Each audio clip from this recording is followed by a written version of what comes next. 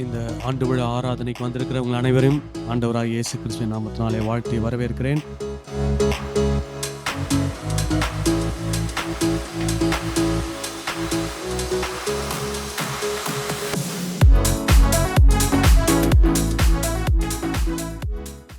சங்கீதம் 100:1-2 வசனங்கள் சொல்லுகிறது, பூமியின் குடிகளே எல்லாரும் கர்த்தரை கம்பீரமாய் பாடுங்கள், மகிழ்ச்சியோடே கர்த்தருக்கு ஆராதனை செய்து ஆனந்த சத்தத்தோடே அவர் சந்நிதி முன் வாருங்கள் என்று சொல்லப்பட்டிருக்கிறது.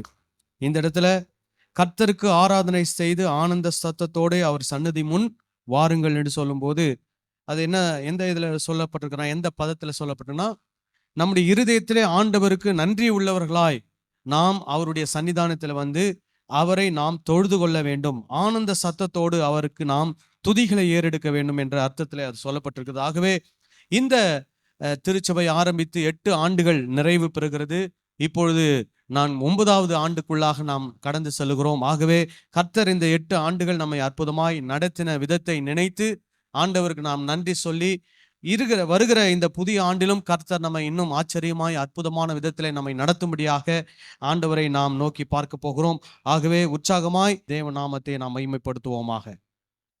இந்த சபையை நாங்கள் 2018ஆம் ஆண்டு ஆரம்பிக்கும் போது, சபை கட்டப்படும் போது ஒரு நபர் கூட நம்ம திருச்சபையில அங்கத்தினர்கள் யாரும் கிடையாது. யாருமே இல்லாம தான் நம்ம இந்த இடத்தை நாம உருவாக்கினோம். முதல் ஆராதனை மே மாதம் 13ஆம் தேதி 2018ஆம் ஆண்டு இந்த ஆராதனை, முதல் ஆராதனை நடந்தது மே மாதம் 13ஆம் தேதி. அதுக்கு வந்தவங்களும் 13 பேர் வந்தாங்க. ஸோ அந்த 13 பேர் வந்து அதில் பார்த்தீங்கன்னா எங்கள் சித்தப்பா ஃபேமிலி ஒருத்தங்க, அப்புறம் ரோஜர் எங்கள் ஒய்ஃபுடைய தம்பி ரோஜர் அவர் வந்திருந்தாரு. அதுக்கப்புறமா அசோக் அவங்க குடும்பத்தார் வந்திருந்தாங்க. மற்றவங்கெல்லாம் எங்களுடைய ரிலேட்டிவ்ஸ், எங்கள் அம்மா, எங்கள் சித்தி, இந்த மாதிரி சொந்தக்காரங்களாம் வந்திருந்தாங்க. ஒரு 13 பேர் வைத்து தான் இந்த திருச்சபை ஆராதனை ஆரம்பிக்கப்பட்டது. ஆனால் இன்றைக்கு நீங்கள் எத்தனை பேர் வந்திருக்கிறீங்க? கர்த்தர் உங்கள் எல்லாரும் இந்த திருச்சபையிலே ஒரு அங்கமாக, அவருடைய சரீரத்திலே ஒரு அவயவமாக உங்களை என்ன பண்ணியிருக்கிறார், இணைத்திருக்கிறார். அதற்காக கர்த்தருக்கு ஸ்தோத்திரம் உண்டாவதாக. ஹல்லேலூயா. ஸோ ஒரு 13 பேர் வைத்து இந்த திருச்சபை ஆரம்பிக்கப்பட்டது. இன்றைக்கு நாம் கிட்டத்தட்ட ஒரு 50-60 பேருக்கு அதிகமாக நாம் இருக்கிறோம். அதற்காக கர்த்தருக்கு ஸ்தோத்திரம். கர்த்தர் நம்மை இம்மட்டுமாய் அற்புதமாய் ஆச்சரியமாய் வழிநடத்தி வந்திருக்கிறார். அதற்காக கர்த்தருக்கு மகிமை உண்டாவதாக, கர்த்தருக்கு நன்றி உண்டாவதாக. கிறிஸ்துவுக்குள் நறுமணம் நான். ஹல்லேலூயா. இப்போ நம்முடைய சபை பேரு அதுதான், கிறிஸ்துவின் நற்கந்தம் தேவ சபை. ஹல்லேலூயா. நம்முடைய சபை ஆரம்பிக்கப்பட்ட போது இந்த வேத வசனத்தின் அடிப்படையில தான் நம்ம இந்த சபையை நம்ம ஆரம்பித்தோம். 2 கொரிந்தியர் 2:14-15, கிறிஸ்துவுக்குள் எப்பொழுதும் எங்களை வெற்றி சிறக்க பண்ணி எல்லா இடங்களிலேயும் எங்களை கொண்டு அவரை அறிகிற அறிவின் வாசனையை வெளிப்படுத்துகிற தேவனுக்கு ஸ்தோத்திரம். இப்போ பவுல் சொல்றாரு, ஆண்டவர் எங்களை எப்பொழுதும் என்ன பண்ணுகிறாராம், வெற்றி சிறக்க பண்ணுகிறார். ஏன் வெற்றி சிறக்க பண்ணுகிறார்னா, எல்லா இடங்களிலேயும், எல்லா இடங்கள் அப்படின்னா என்ன அர்த்தம்? குறிப்பிட்ட ஒரு இடத்தை நீங்க தவிர்க்கவே முடியாது. எந்த இடம், எல்லா இடங்களிலேயும் எங்களை கொண்டு அவரை அறிகிற அறிவின் வாசனையை வெளிப்படுத்துகிற தேவனுக்கு ஸ்தோத்திரம். ஹல்லேலூயா. அப்போ எந்த இடத்துக்கு நம்ம போனாலும், நம்மன்னு சொன்னா இந்த அரோமா ஆஃப் கிரைஸ்ட் சர்ச் அல்லது கிறிஸ்துவின் நற்கந்தம் தேவ சபையில் இருக்கக்கூடிய அங்கம், நீங்கள், நான், எல்லாருமே, இங்க இருக்கக்கூடிய சின்ன குழந்தைங்களுக்கு பெரியவங்க வரைக்கும், நம்ம எங்க போனாலும் எல்லா இடத்திலும் நமக்குள்ள இருந்து ஒரு வாசனை வரணுமா? என்ன வாசனை? கிறிஸ்துவை அறிகிற அறிவின் வாசனையை நம்ம என்ன பண்ணுமா, மற்றவர்களுக்கு வெளிப்படுத்த வேண்டும். ஹல்லேலூயா. நம்ம பார்க்கிறவங்க யாரை அறிந்து கொள்ள வேண்டும்? கிறிஸ்துவை அறிந்து கொள்ள வேண்டும், இயேசுவை அறிந்து கொள்ள வேண்டும். இயேசு யார், இயேசு எப்படிப்பட்டவர் என்பதை நம் மூலமாக மக்கள் அறிந்து கொள்ள வேண்டும். ஹல்லேலூயா. அந்த வாசனை நம்மளுக்கு என்ன பண்ணுமா, வெளிப்படுத்த வேண்டும். அப்புறம் சொல்றாரு பாருங்க, ரட்சிக்கப்படுகிறவர்களுக்குள்ளேயும், அப்போ ரட்சிக்கப்படுகிறவர்களுக்குள்ளேயும் கெட்டு போகிறவர்களுக்குள்ளேயும் நாங்கள் தேவனுக்கு கிறிஸ்துவின் நற்கந்தமாய் இருக்கிறோம். ஹல்லேலூயா.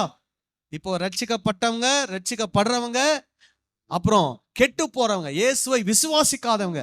அப்போ இயேசுவை விசுவாசிக்கிறவங்க, விசுவாசித்தவங்க, விசுவாசிக்காதவங்க எல்லார் மத்தியிலும் நம்ம என்ன பண்ணுமா, கிறிஸ்துவுக்கு நற்கந்தமாய் இருக்க வேண்டும், வாசனையாய், நல் வாசனையாய் இருக்க வேண்டும். ஹல்லேலூயா. அப்போ அதற்கு தான் இந்த வல்லமையின் ஆவியானவர் நமக்கு என்ன பண்ணப்பட்டிருக்கிறார்? கொடுக்கப்பட்டிருக்கிறார். ஹல்லேலூயா. அந்த வல்லமையின் ஆவியானவர் நமக்கு என்ன கொடுக்கிறார்? பலன் கொடுக்கிறார். எதற்கு? இயேசு கிறிஸ்துவுக்கு நல் வாசனையா இருப்பதற்கு. ஹல்லேலூயா. மீண்டும் ஒரு விசை கூட இந்த 8ஆம் ஆண்டு நிறைவு விழாவுக்கு வந்திருக்கிற உங்கள் அனைவரையும் ஆண்டவராகிய இயேசு கிறிஸ்துவின் நாமத்தினாலே வாழ்த்தி வரவேற்கிறேன். பக்கத்தில் இருக்கிறவங்களை பார்த்து சொல்லுங்க, இன்றைக்கு உங்களை பார்ப்பது மிகுந்த சந்தோஷம், மிகுந்த மகிழ்ச்சி. ஹல்லேலூயா. ஸோ உங்கள் அனைவரையும் பார்ப்பது எனக்கு மிகுந்த சந்தோஷம், மிகுந்த மகிழ்ச்சி. ஆகவே உங்களை நாங்கள் அன்போடு கூட வாழ்த்துகிறோம், வரவேற்கிறோம். இப்பொழுதும் அடுத்த நிகழ்ச்சியாக ஒரு சாட்சி ஒன்று இருக்கிறது. ஆகவே இந்த திருச்சபைக்கு வந்த நாள் முதற்கொண்டு கர்த்தர் இந்த திருச்சபையின் மூலமாக அவர்களுக்கு கர்த்தர் என்ன நன்மைகளை கொடுத்திருக்கிறார், அவர்கள் இந்த திருச்சபையின் மூலமாக பெற்றுக்கொண்ட நன்மைகள், ஆசீர்வாதங்களை அவர்கள் தங்களுடைய வாழ்க்கையின் அனுபவத்திலிருந்து சாட்சியாக பகிர்ந்து கொள்ள போகிறார்கள். நம்மத்தில் இருக்கக்கூடிய சகோதரர் இயேசுராஜ் அவர்கள் முன்பதாக வந்து ஒரு சாட்சியை அவர்கள் பகிர்ந்து கொள்வார்கள். கர்த்தருடைய பரிசுத்த நாமத்திற்கு ஸ்தோத்திரம்.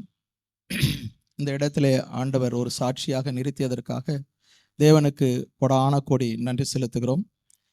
நாங்கள் இந்த அரோமா ஆஃப் கிறிஸ்ட் சர்ச்சைக்கு வந்த நாள் முதலாக தேவன் எங்களை பாதுகாத்து வந்திருக்கிறார். அதற்காக முதலில் நாங்கள் நன்றி சொல்ல மிகவும் கடமைப்பட்டிருக்கிறோம்.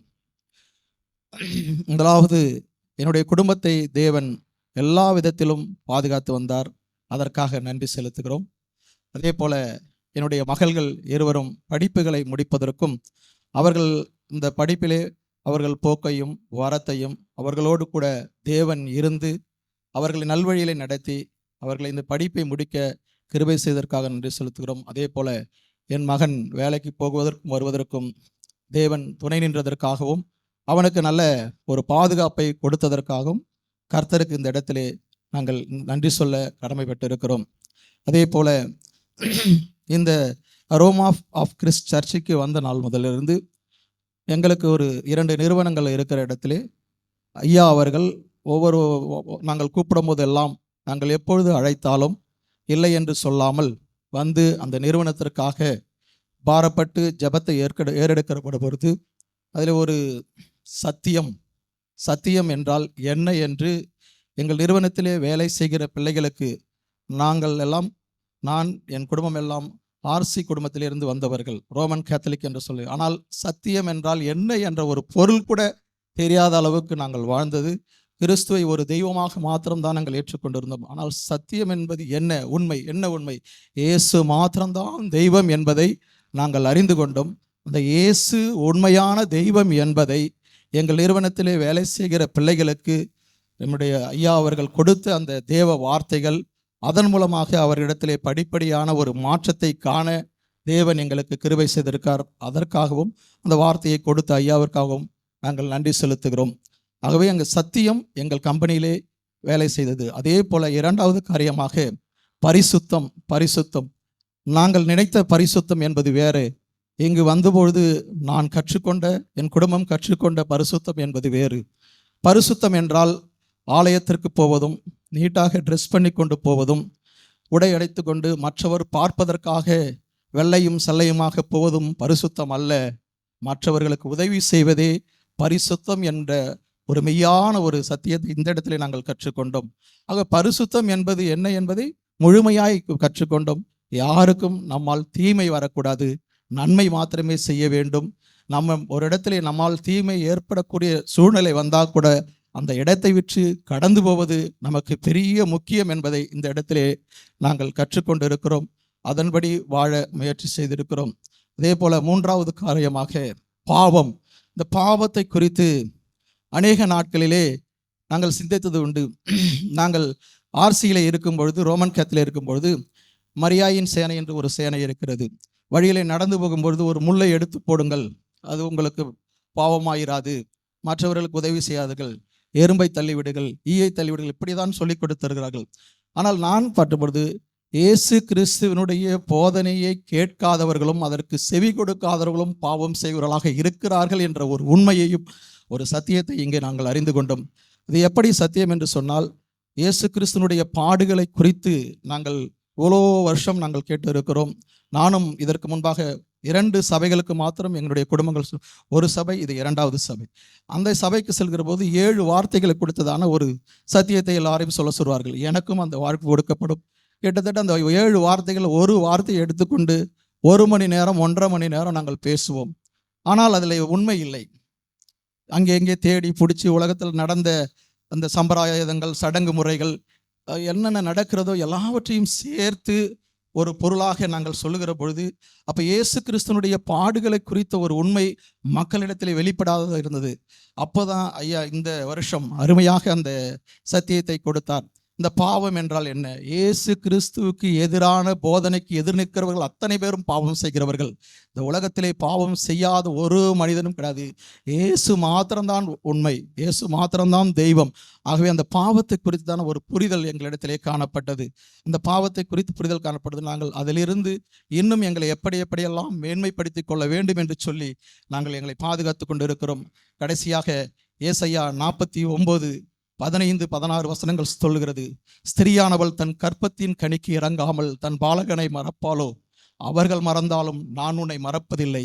என் உள்ளங்கைகளில் உன்னை வரைந்திருக்கிறேன் என்று சொல்லி, என் தேவன் என் மதில்கள் எப்பொழுதும் கண்முன் இருக்கிறது என்று சொல்லி எங்களை ஒவ்வொரு நாளும் குடும்பமாய் கம்பெனிகளை நடத்துகிற எல்லாவற்றையும் பாதுகாத்து வந்த தேவனுக்கு கொடாக்கொடி நன்றி செலுத்துகிறோம். ஆமென்.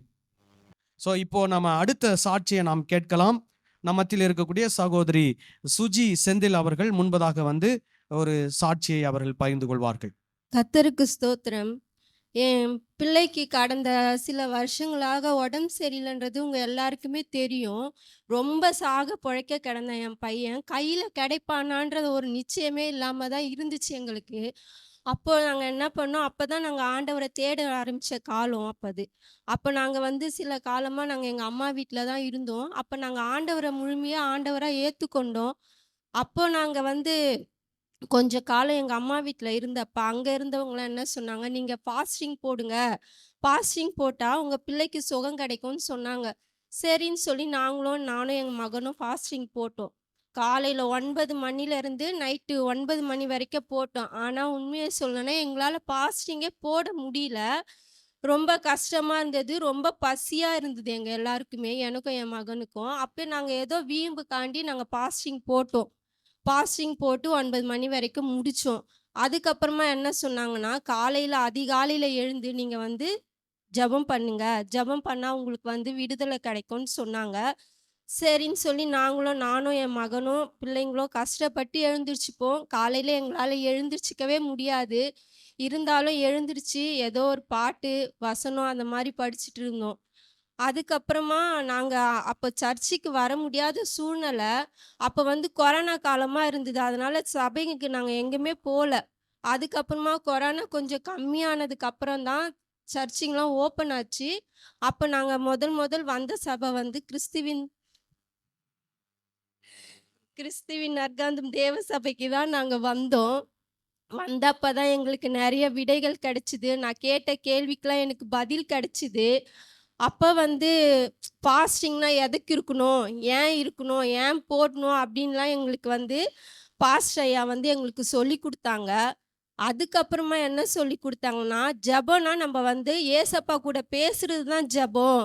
நம்ம நிற்கும் போதும் பேசலாம், நடக்கும் போதும் பேசலாம், உட்காரும் போதும் பேசலாம், தூங்கும் போதும் பேசலாம். அதுதான் ஜெபம் அப்படின்றத எங்களுக்கு வந்து ஐயா வந்து சொல்லி கொடுத்தாங்க. அதுக்கப்புறமா வீட்டில் சில காரியங்கள் செய்யும் போது அங்கே இருக்கிறவங்களாம் சொல்லுவாங்க, உங்களை வந்து ஆண்டவர் வேறு பிரிச்சிருக்காரு, நீங்கள் வந்து இதெல்லாம் செய்கிறீங்களேன்னு எங்களை கேட்டாங்க. அப்போ நான் சொன்னேன், ஆமாம் ஆண்டவர் வேறு பிரிச்சிருக்காரு தான். எதில் வேறு பிரிச்சிருக்காரு? நன்மை செய்யணும், தீமை செய்யக்கூடாது. இதில் தான் ஆண்டவர் வந்து வேறு பிரிச்சிருக்காரு தவிர்த்து வேறு எதுலையுமே வேறு பிரிக்கல. ஆண்டவரை வந்து முழுமையாக நம்ம ஆண்டவராக ஏற்றுக்கொண்டால் மட்டும் போதாது, நல்ல வழிநடத்துதல் இருந்தால் மட்டும்தான் அதை நம்ம முழுமையாக அடைய முடியுன்றதை நாங்கள் தெரிஞ்சுக்கிட்டோம்.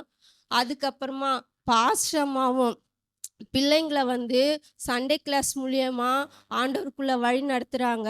அதுக்குன்னு ரொம்ப பிரயாசப்படுறாங்க. நிறைய படங்கள்லாம் வரைஞ்சி அதை வந்து அதில் வசனத்துங்களை குறிப்பிட்டு அதை வந்து பிள்ளைங்களுக்கு சொல்லி கொடுக்குறாங்க. அந்த படத்து மூலியமாக சொல்லி கொடுக்கும் போது பிள்ளைங்களுக்கு அது நல்லா புரியுது.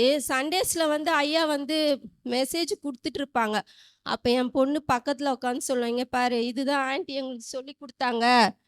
பாரு" அப்படின்னு சொல்லும். பிள்ளைங்களும் நல்லா சண்டே கிளாஸ் மூலியமா ஆண்டவருக்குள்ள வளர்ந்து வராங்க. அதேபோல எங்க வீட்ல ஏதாவது ஒரு பிரச்சனை, அது எங்களுக்கு தெரியல ஃபேஸ் பண்றதுக்குன்னா, அப்படி நாங்க பாஸ்டர் அம்மா தான் கேட்பேன்.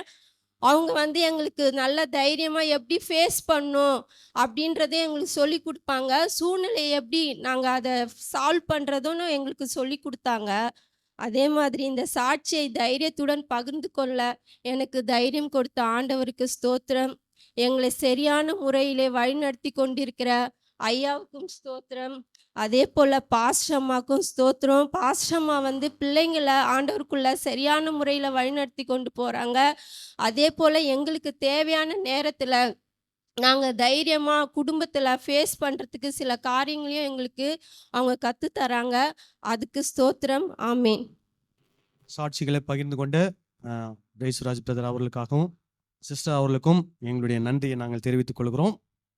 நாம் இப்போ கர்த்தருடைய வார்த்தைகளை நாம் தியானிக்கலாம். நம்ம ஒரு வேத வசனத்தை நாம் எடுத்துக்கொள்வோம். மத்தேயு 16வது அதிகாரத்தை நாம் எடுத்துக்கொள்ளலாம். மத்தேயு 16வது அதிகாரம்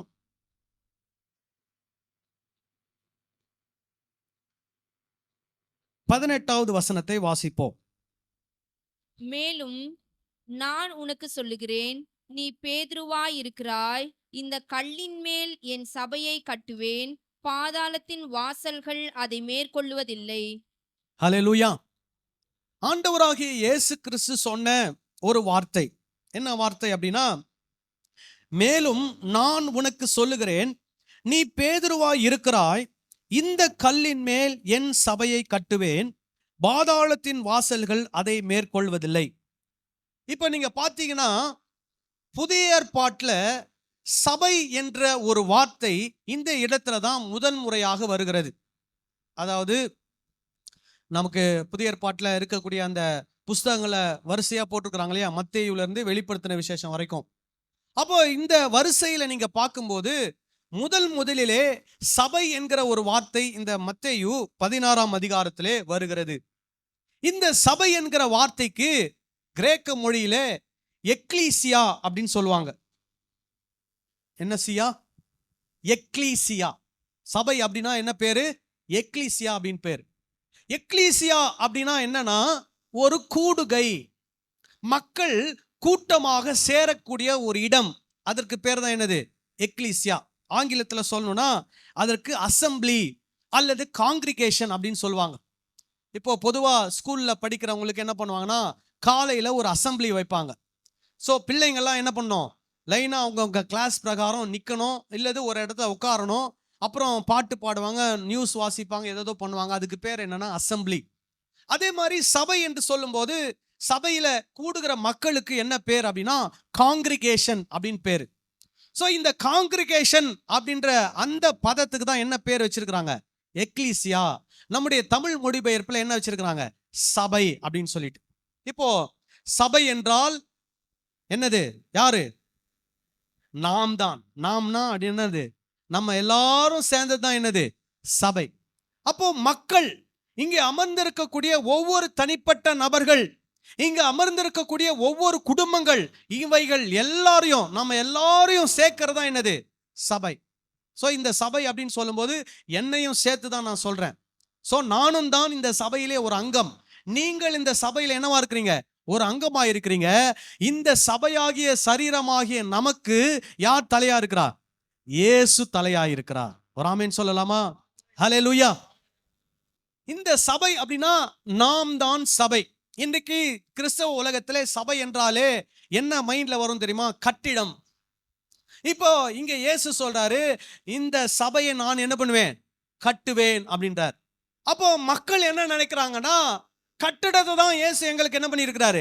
கட்டி கொடுத்திருக்கிறார் அப்படின்னு நினைக்கிறாங்க. அப்போ இன்னைக்கு இருக்கக்கூடிய மனப்பான்மையிலே கிறிஸ்தவருடைய மனதிலே தோன்றக்கூடிய ஒரு விஷயம் என்ன அப்படின்னா, சபைனா என்ன வேணும்? கட்டடம். அந்த கட்டடம் தான் சபை. அதனால கர்த்தர் என் கட்டடத்தை என்ன பண்ணிட்டாரு? கட்டி கொடுத்துட்டாரு. இன்னைக்கு எப்படி போகுது ட்ரெண்ட் அப்படின்னா, முதல்ல பாத்தீங்கன்னா ஒரு 100 பேர் 50 பேர் உட்கார மாதிரி ஒரு சபை கட்டுவாங்க. அதுக்கப்புறம் 500 பேர் உட்கார மாதிரி சபை, 1000 பேர் உட்கார மாதிரி சபையெல்லாம் கட்டினாங்க. இப்போ எப்படி கட்டடங்கள் வந்துருச்சுன்னா ஒரே நேரத்துல 50,000 பேர் உட்கார மாதிரி என்ன பண்றாங்க, கட்டிடங்களை கட்டி கொண்டிருக்கிறார்கள். அப்படின்னா அதற்கு இன்னும் என்ன ஆகுது, பணம் அதிகமாக செலவழிக்கப்படுகிறது. ஆனா இயேசு சொன்னது, கட்டிடம் என்கிற சபையை நான் கட்டுவேன் என்று இயேசு என்ன பண்ணவில்லை, சொல்லவில்லை. மக்களாகிய சபையை நான் கட்டுவேன் தான் இயேசு என்ன பண்ணியிருக்கிறார், சொல்லியிருக்கிறார். ஆகவே நாம் புரிந்து கொள்ள வேண்டிய ஒரு விஷயம் அப்படின்னா, கட்டிடம் என்பது சபை அல்ல, மக்களாகிய நாம் தான் என்னது, சபை. அல்லேலூயா. இப்ப இயேசு யாரை தான் கட்டுவாரு, நம்மளை தான் கட்டுறார். ஆமீன் சொல்லுங்களேன். அல்லேலூயா. நாம் தான் கட்டப்பட வேண்டும். அதுதான் இயேசு நமக்கு கொடுத்திருக்கிற வாக்கு தத்தம். என்ன சொல்றாரு, இந்த சபையை, என்னுடைய சபையை நான் என்ன பண்ணுவேன், கட்டுவேன். இங்க பாருங்க, அதுல வருது, என் சபையை கட்டுவேன். சோ இப்ப நம்ம எல்லாம் யாரு, அவருடைய சபை. ஹல்லேலூயா. இதுலயும் நிறைய இன்னைக்கு நடக்குது. என்ன நடக்குது, இவங்கெல்லாம் ஏன் மக்கள், ஏன் விசுவாசி, ஏன் சபை அப்படின்னு நிறைய போதகர்கள் சொல்லிக்கிறாங்க. ஆனா நான் சொல்றேன், இது இது இங்க இருக்கக்கூடிய இந்த கூட்டம், இந்த மக்கள் என்னுடையவர்கள் அல்ல. இவர்கள் யாரு, இயேசுவினுடையவர்கள். ஹல்லேலூயா. நாம் யாருடைய சபை, இயேசு கிறிஸ்துவுடைய சபையா இருக்கிறோம். ஒரு ஆமென் சொல்லலாமா? ஹல்லேலூயா. இந்த சபையில நானும் ஒரு அங்கத்தினர், நீங்களும் ஒரு அங்கத்தினர். மறுபடியும் சொல்றேன், அதை நல்லா மைண்ட்ல நீங்க என்ன பண்ணிக்கணும், ஏத்துக்கணும். நம்ம எல்லாருக்கும் ஒரு பொறுப்பு இந்த சபையில என்ன பண்ணப்பட்டிருக்குது, கொடுக்கப்பட்டிருக்கிறது. நம்முடைய பொறுப்பை, நம்முடைய கடமையை நாம் என்ன பண்ண வேண்டும், நிறைவேற்றுவர்களாய் இருக்க வேண்டும். ஹல்லேலூயா. சரி, அப்போ என் சபையை கட்டுவேன் அப்படின்னு சொல்றார். சரி, சபையை பத்தி நம்ம புரிஞ்சுக்கிட்டோம். இப்போ இதுல 3 விஷயங்களை உங்களுக்கு நான் சொல்ல விரும்புகிறேன். இந்த சபை என்று சொல்லி நாம் எல்லாரும் கூடி வரும்போது, இந்த சபைக்கு 3 முக்கியமான அடையாளங்கள் இருக்கிறது. நீங்க உண்மையாவே கடவுளுடைய சபை, இயேசு கிறிஸ்துவுடைய சபை அப்படின்னு நீங்க நினைக்கிறீங்கன்னா 3 விஷயம் உங்களுக்குள்ள இருக்கணும், சபைக்குள்ள இருக்கணும். 3 விஷயம். அந்த 3 விஷயம் இருந்தாதான் நீங்க உங்களை என்னன்னு சொல்ல முடியும், கிறிஸ்துவின் சபை, இயேசுவின் சபை என்று நீங்கள் உங்களை அடையாளப்படுத்தி கொள்ள முடியும். ஓகேங்களா? இப்போ இதே பகுதியில என்ன நடக்குதுன்னு சொல்லிட்டு அதை வச்சே உங்களுக்கு முதல் பாயிண்ட்டை நான் சொல்ல விரும்புகிறேன். இப்போ மத்தேயு 16ஆம் அதிகாரத்துல 13ஆம் வசனத்திலிருந்து நாம் வாசிப்போம். பின்பு இயேசு பிலிப்பு செசரியாவின் திசைகளில் வந்தபோது தம்முடைய சீஷரை நோக்கி, மனுஷகுமாரனாகிய என்னை ஜனங்கள் யார் என்று சொல்லுகிறார்கள் என்று கேட்டார். சோ இயேசு சீஷர்களை பார்த்து கேட்கிறாரு, இந்த ஜனங்கள், இந்த ஒவ்வொரு உலகத்தில் இருக்கக்கூடிய ஜனங்கள் என்னை யார் என்று சொல்லுகிறார்கள் அப்படின்னு கேட்கிறார். ஓகேங்களா? இப்போ இயேசு யார்? இன்னைக்கு இந்த கேள்விக்கு நிறைய பேர் ஒவ்வொரு விதமா பதில் சொல்றாங்க. என்னுடைய நண்பர் ஒருத்தர் ஒரு டாக்டரேட் பண்றாரு. அவர் ஒரு கொஸ்டின் ஒன்று ரெடி பண்ணி நிறைய போதகர்கள்கிட்ட அந்த கொஸ்டினை கொடுக்கிறார். அதுல கேள்வி என்ன கேள்வினா, இயேசு யார்? அதுல 4 பதில். ஒரு பதில் என்னன்னா தீர்க்கதரிசி, ஒரு பதில் என்ன அப்படின்னா அவர் ஒரு நல்ல போதகர், இன்னொரு பதில் என்னன்னா அவர் கடவுள், இன்னொரு பதில் என்னன்னா அவர் மேசியா அப்படின்னு சொல்லி போட்டிருக்கிறார். இப்போ இந்த கேள்விக்கான பதில் நிறைய பேர் என்ன பண்றாங்க, கொடுத்து கொண்டிருக்கிறாங்க. அந்த பதில்ல எத்தனை பேர் தப்பா கொடுத்தாங்க, எத்தனை பேர் ரைட்டா கொடுத்தாங்கன்னு நான் பாயிண்ட்டை சொன்னதுக்கு அப்புறம் உங்களுக்கு சொல்றேன். இதுல எல்லாரும் அட்டென்ட் பண்ணவங்க எல்லாம் யாருன்னா, கிட்டத்தட்ட ஒரு 20-30 போதகர்கள் தான் அந்த கேள்விக்கு என்ன கொடுத்துருக்காங்க, பதில் கொடுத்துருக்காங்க. சரி, இப்போ இந்த வாசித்த வசனத்திலிருந்து நாம பதிலை தெரிந்து கொண்டதுக்கு அப்புறம் அந்த போதகர்கள் என்ன பதில் கொடுத்துருக்காங்க உங்களுக்கு சொல்லும் போதுதான் உங்களுக்கு அது ஆச்சரியத்தை ஏற்படுத்தும். சரி, இப்போ அடுத்தது என்ன சொல்றாரு பாருங்க. இங்க அதற்கு அவர்கள் சிலர் உம்மை யோவான் ஸ்நானன் என்றும், என்ன சொல்றாங்களா, யோவான் ஸ்நானன் என்றும், சிலர் எலியா தீர்க்கதரிசி என்றும், வேறு சிலர் எரேமியா தீர்க்கதரிசி என்றும், அல்லது தீர்க்கதரிசிகளில் ஒருவர் என்றும் சொல்லுகிறார்கள் என்றார். இப்ப பாருங்க, இவரை இயேசுவை எப்படி பார்க்கறாங்க, தீர்க்கதரிசியாக பார்க்கிறார்கள். ஓகேங்களா? இப்போ இயேசு கேட்கிறாரு, ஜனங்கள் என்ன யார் என்று சொல்லுகிறார்கள். அப்போ ஜனங்களுடைய பார்வை இயேசு ஒரு தீர்க்கதரிசி என்ற ஒரு பார்வை. ஓகேங்களா? இது ஒரு பக்கம் நிக்குது. அடுத்தது என்ன கேட்கிறாரு பாருங்க. அப்பொழுது அவர், ஆ, நீங்கள் என்னை யார் என்று சொல்லுகிறீர்கள் என்று கேட்டார். பாருங்க, இப்போ யாரு கேட்கிறாரு? சீஷர்களை பார்த்து கேட்கிறார். இப்போ நீங்களும் நானும் இயேசுவுக்கு என்னவா இருக்கிறோம்? சீஷர்களா இருக்கிறோம். அந்த காலத்துல இயேசுவுக்கு சீஷரா இருந்த அந்த 12 பேரை பார்த்து இயேசு கேட்கிறாரு, நீங்கள் என்னை யார் என்று சொல்லுகிறீர்கள்?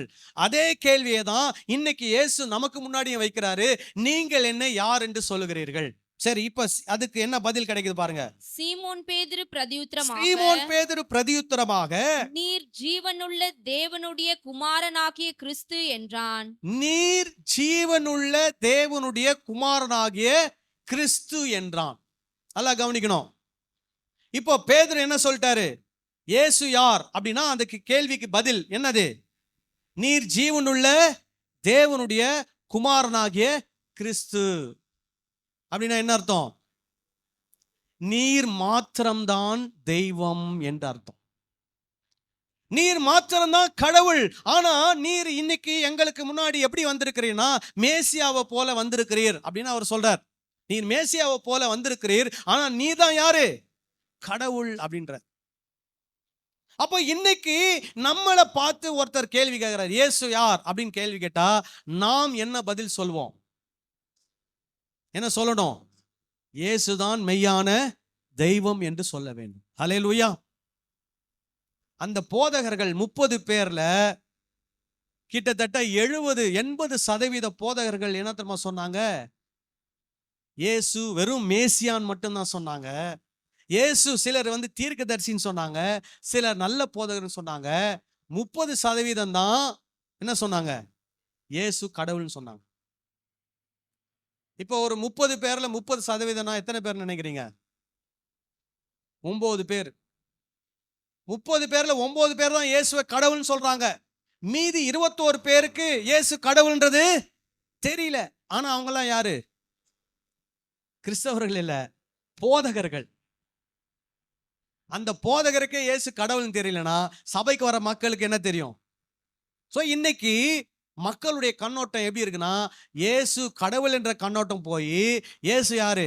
அவர் ஒரு நல்ல போதகர், அவர் ஒரு தீர்க்கதரிசி, அவர் ஒரு மேசியா, அவர் எனக்கு இதை செய்வார், எனக்கு அதை செய்வார், எனக்கு வியாதியை சுகப்படுத்துவார், எனக்கு கடன் பிரச்சனையை தீர்ப்பார், எனக்கு இதை தருவார், அதை தருவார். ஆனா வேதவசனம் நமக்கு கற்றுக் கொடுக்கிறது இயேசுவே மெய்யான தெய்வம். இப்போ இயேசு தெய்வம் அப்படின்னா இந்த உலகத்துல வேற எதுவுமே என்ன கிடையாது? தெய்வம் கிடையாது. அந்த நம்பிக்கை யாருக்கு வேணும்? கிறிஸ்தவர்களாகிய நமக்கு வேணும். கிறிஸ்தவர்கள் என்ன நம்பணும் அப்படின்னா இயேசு மட்டும்தான் தெய்வம் என்றால் மற்ற எதுவும் என்ன கிடையாது? தெய்வம் இல்லை. இது யாருடைய நம்பிக்கையா இருக்கணும்? நம்முடைய நம்பிக்கையா இருக்கணும். ஒரு ஆமீன் சொல்லலாமா? ஹல்லேலூயா. அதுக்காக நீங்க வெளியே போய் மத்தவங்க கிட்ட போய் என்ன சொல்லிட கூடாது, நீ இது பண்றதெல்லாம் தெய்வம் கிடையாது அப்படின்னு நீங்க போய் அவங்களுக்கு சொல்ல வேண்டிய அவசியம் இல்லை. அதை நான் சொல்லலை, அந்த பாயிண்ட் நான் சொல்லலை. நான் சொல்ற பாயிண்ட் என்னன்னா, நம்மை பொறுத்தவரை, நமக்கு வேதம் கற்றுக் கொடுக்கிற வரை நமக்கு யார் தான் தெய்வம்? இயேசு மட்டும்தான் தெய்வம். இயேசு மட்டும்தான் தெய்வம் அப்படின்னா நாம் என்ன நம்பணும்னா மற்ற எதுவுமே என்ன கிடையாது? தெய்வம் கிடையாதுன்ற நம்பிக்கையை நம்ம உறுதியா என்ன பண்ணணும்? இருக்கணும். இப்போ இங்க என்ன நடக்குது? இந்த காரியத்தை பேதுரு சொல்லிட்டார், நீங்க தான் தெய்வம் அப்படின்னு சொல்லிட்டார். சொன்ன உடனே இயேசு அதுக்கு பதில் என்ன சொல்றார் பாருங்க. இயேசு அவனை நோக்கி, யோனாவின் குமாரனாகிய சீமோனே, நீ பாக்கியவான். நீ யாரா? பாக்கியவான். அப்படின்னா யாரெல்லாம் இயேசுவை கடவுளாக ஏற்றுக்கொள்ளுகிறார்களோ அவர்களா யாரு? பாக்கியவான்கள். ஒரு ஆமீன் சொல்லலாமா? சொல்லுங்களேன், பக்கத்துல இருக்கவங்களை பார்த்து நீங்க பாக்கியவான் சொல்லுங்க. ஹல்லேலூயா. ஏன் தெரியுமா பாக்கியவான்? இயேசு சொல்றாரு, என்னிடத்தில் விசுவாசமா இருக்கிறவனுக்கு நித்திய ஜீவன் உண்டு என்று மெய்யாகவே நான் உங்களுக்கு சொல்லுகிறேன். என்னிடத்தில் விசுவாசமா இருக்கிறவன் அப்படின்னா என்ன அர்த்தம்? இயேசுவை கடவுளாக விசுவாசிக்கிறவங்களுக்கு என்ன உண்டு? நித்திய ஜீவன் உண்டு. அதனால நம்ம எல்லாம் யாரு? பாக்கியவான். ஹல்லேலூயா. சொல்றாரு, பேதுருவே நீ யாரு? பாக்கியவான். அப்புறம் பாருங்க, மாம்சமும் ரத்தமும் இதை உனக்கு என்ன பண்ணவில்லை? வெளிப்படுத்தவில்லை. பரலோகத்தில் இருக்கிற என் பிதா இதை உனக்கு வெளிப்படுத்தினார். ஹல்லேலூயா. இதுதான் பைபிள் பிரகாரம் வெளிப்பாடு. இன்னைக்கு பைபிள் பிரகாரம் இல்லாத நிறைய வெளிப்பாடுகளை இன்னைக்கு கிறிஸ்தவ உலகத்துல நம்ம கேட்டிருக்கிறோம். இது எனக்கு கர்த்தர் கொடுத்த வெளிப்பாடு, எனக்கு கர்த்தர் இந்த மாதிரி ஒரு வெளிப்பாடு கொடுத்தார், அந்த மாதிரி ஒரு வெளிப்பாடு. அதெல்லாம் வெளிப்பாடு கிடையாது பைபிள் பிரகாரம். பைபிள் பிரகாரம் எது தெரியுமா வெளிப்பாடு? கடவுளை பற்றிய சரியான புரிதல் நமக்கு உண்டாகுது பாத்தீங்களா, அதுதான் என்னது வெளிப்பாடு. இப்போ இங்க இயேசுவை பற்றிய ஒரு சரியான வெளிப்பாடு யாருக்கு வந்திருக்குது? பேதுருக்கு வந்திருக்குது. இப்போ பேதுருக்கு வந்த வெளிப்பாடு சரியானது என்பதை யார் சொல்றா? இயேசு சொல்றார். பேதுருவே, உனக்கு அருமையான ஒரு வெளிப்பாடு வந்திருக்குது. இந்த வெளிப்பாடு எதனால வரல தெரியுமா? மாம்சத்தினாலேயோ ரத்தத்தினாலேயோ வரல. பரலோகத்தில் இருக்கிற பிதாவே இதை உனக்கு என்ன பண்ணியிருக்கிறார்? வெளிப்படுத்தி இருக்கிறார். அல்லேலூயா. இப்போ நமக்கும் அந்த வெளிப்பாடை யார் கொடுத்திருக்கிறா? பிதா நமக்கு அதை கொடுத்திருக்கிறார். என்ன வெளிப்பாடு? இயேசுவே மெய்யான தெய்வம் என்கிற வெளிப்பாடு. ஒரு ஆமென் சொல்லலாமா? அல்லேலூயா. சரி, அடுத்தது பாருங்க. மேலும் நான் உனக்கு சொல்லுகிறேன், நீ பேதுருவாய் நீ இருக்கிறாய். பேதுருவாய் இருக்கிறாய். பேதுரு அப்படின்னா என்னன்னா பெட்ரோஸ் அப்படின்னு அர்த்தம். பெட்ரோஸ் அப்படின்னா நகர்ந்து செல்லக்கூடிய கல்.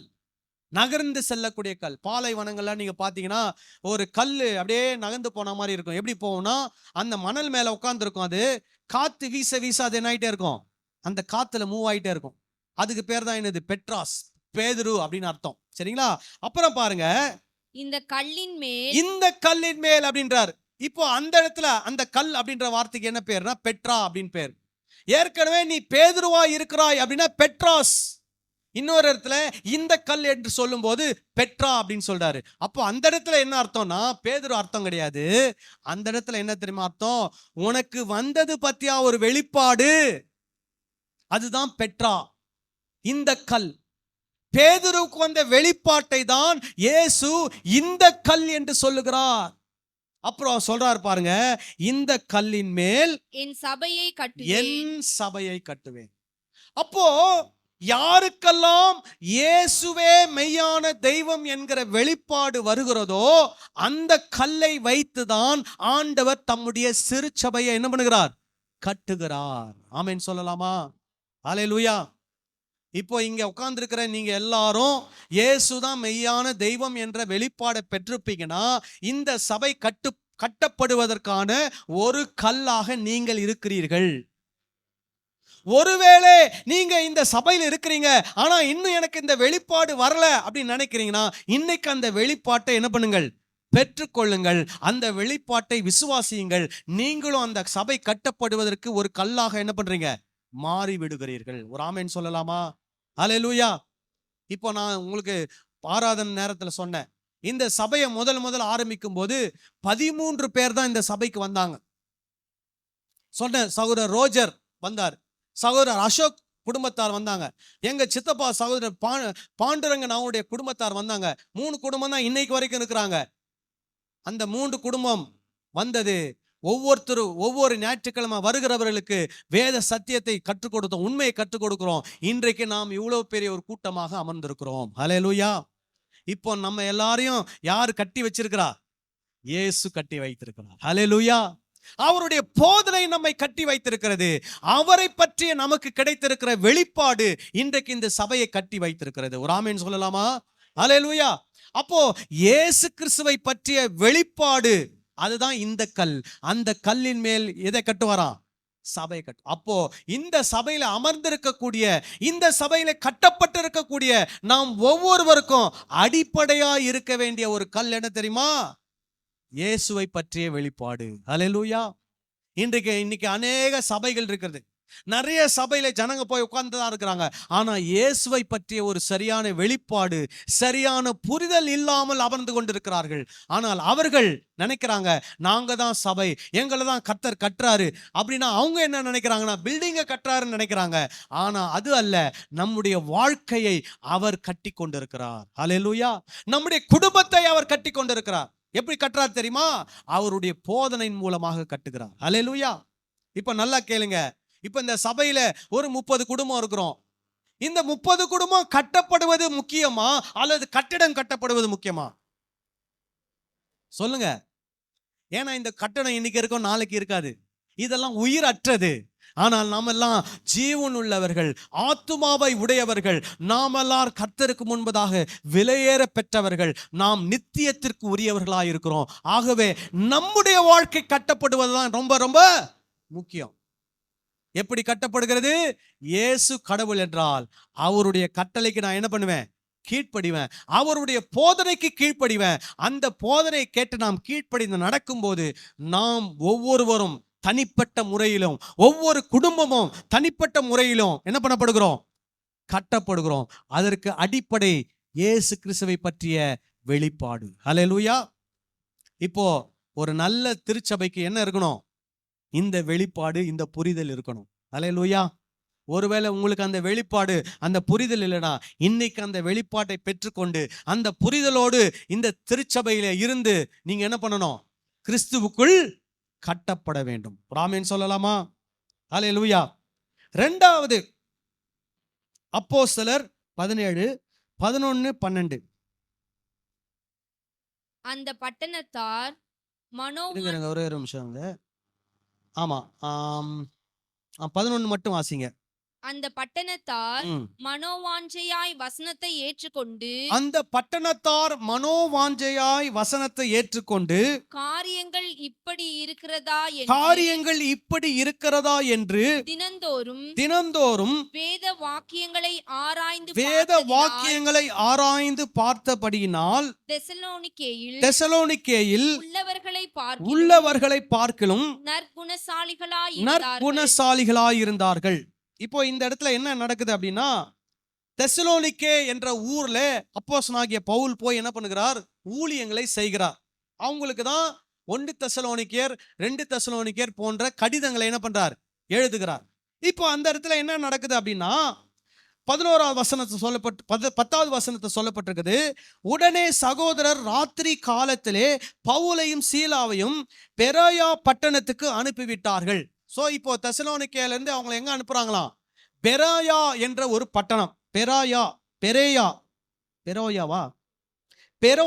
என்ற பட்டணத்துக்கு அனுப்பி வைக்கிறாங்க. அவர்கள் அங்கே சேர்ந்து யூதருடைய ஜெப ஆலயத்திலே போனார்கள். சோ இப்போ இவங்க எங்க போனாலும் முதல்ல எங்க போவாங்க? யூதருடைய ஜெபாலயத்துக்கு போவாங்க. அதுக்கப்புறம் தான் ஊர் மக்களுக்கு போய் என்ன பண்ணுவாங்க? இயேசு கிறிஸ்துவை பற்றி சொல்லிக் கொடுப்பாங்க. அப்படி சொல்லிக் கொடுக்கும் போது லூக்கா எழுதுகிறார். லூக்கா இந்த அப்போஸ்தலர் எழுதும்போது எழுதுகிறார், அந்த பட்டணத்தார், பெரோயா என்ற ஊர்ல இருக்கக்கூடிய அந்த திருச்சபை மக்கள் எப்படிப்பட்டவங்களா இருக்கிறாங்களாம்? மனோவாஞ்சையாய் வசனத்தை என்ன பண்ணுகிறாங்களாம்? ஏற்றுக்கொள்கிறார்கள். ஆமென் சொல்லுங்களேன். ஒரு நல்ல சபைக்கான அடையாளம் என்ன? மனோவாஞ்சையாய் எதை ஏற்றுக்கொள்ளணும்? வசனத்தை ஏற்றுக்கொள்ள வேண்டும். இப்போ வசனத்தை போதிக்கக்கூடிய ஒரு நேரம் வரும்போது உங்களுக்கு அந்த மனோவாஞ்சை இருக்கிறதா? மனோவாஞ்சைனா என்னது? ஆர்வம். பைபிள் ஸ்டடி நடத்தும் போது உங்களுக்கு அந்த ஆர்வம் வருகிறதா? சனிக்கிழமை ஜெபத்திலே வேத வசனத்தை போதிக்கும் போது உங்களுக்கு அந்த ஆர்வம் இருக்கிறதா? உங்க வீடுகளை தேடி வந்து உங்களுக்கு இந்த வேத வசனத்தை கற்றுக் கொடுக்கும் போது அதை கற்றுக்கொள்ள வேண்டும் என்ற ஆர்வம் இருக்கிறதா?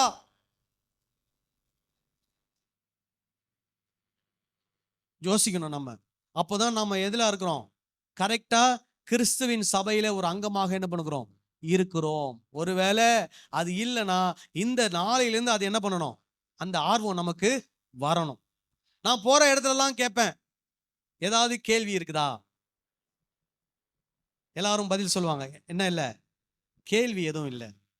கேள்வி எதுவும் இல்லை அப்படின்னா என்ன அர்த்தம்?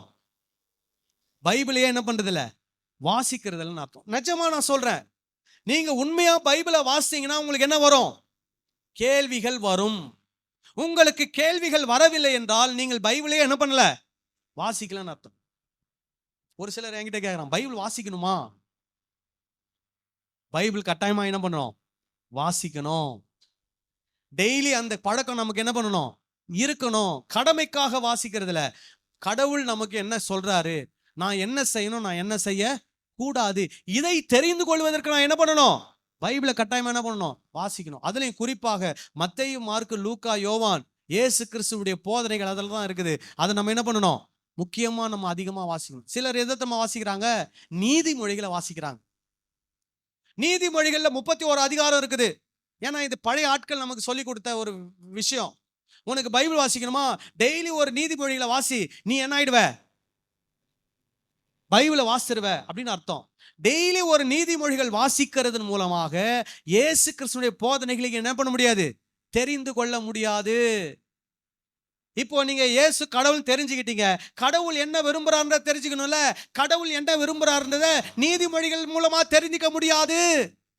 நீதிமொழிகள் என்பது ஒரு ஞான பாட்டு, ஞான பாடல். இப்போ இந்த உலகத்துல நமக்கும் தமிழர்கள் வைத்திருக்கக்கூடிய ஞான பாடல்கள் இருக்கிறது. அப்படின்னா என்ன? பழமொழிகள் இருக்கிறது. என்ன பழமொழிலாம் இருக்குது சொல்லுங்க? நிறைய பழமொழி இருக்குது. நாய் வாழ நிமித்த முடியாது, அர்ப்பனுக்கு வாழும் வந்தா அர்த்தராத்திரியில கொடை பிடிப்பான். இந்த மாதிரி ஏகப்பட்ட பழமொழிகள் நம்ம சொல்றோம். எதுக்கு சொல்றோம்? இதன் மூலமா கடவுளை பத்தி நீங்க தெரிஞ்சுக்க முடியுமா? சொல்லுங்க. நாய் வாழ நீட்ட முடியாதுன்னு சொல்றதுக்கும் கடவுளுக்கு பத்தி தெரிஞ்சுக்கிறதுக்கு ஏதாவது சம்பந்தம் இருக்குதா? கிடையாது. அது மாதிரிதான் நீதிமொழிகள். நீதிமொழிகள் நமக்கு என்ன கற்றுக் கொடுக்கிறது?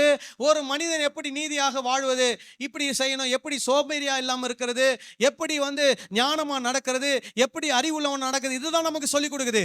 ஆனா இயேசு கிறிஸ்துவினுடைய போதனை தான் நமக்கு எதை சொல்லிக் கொடுக்குதுன்னா, கடவுள் யார், அவர் என்ன விரும்புகிறார் என்பதை நமக்கு என்ன பண்ணுகிறது? கற்றுக் கொடுக்கிறது. ஆகவே இப்படிப்பட்ட பழைய காரியங்கள்லாம் நீங்க கடைபிடிக்காம எதை படிக்க ஆரம்பிக்கணும்? மத்தேயு, மார்க்கு, லூக்கா, யோவானை என்ன பண்ணுங்க? படிங்க.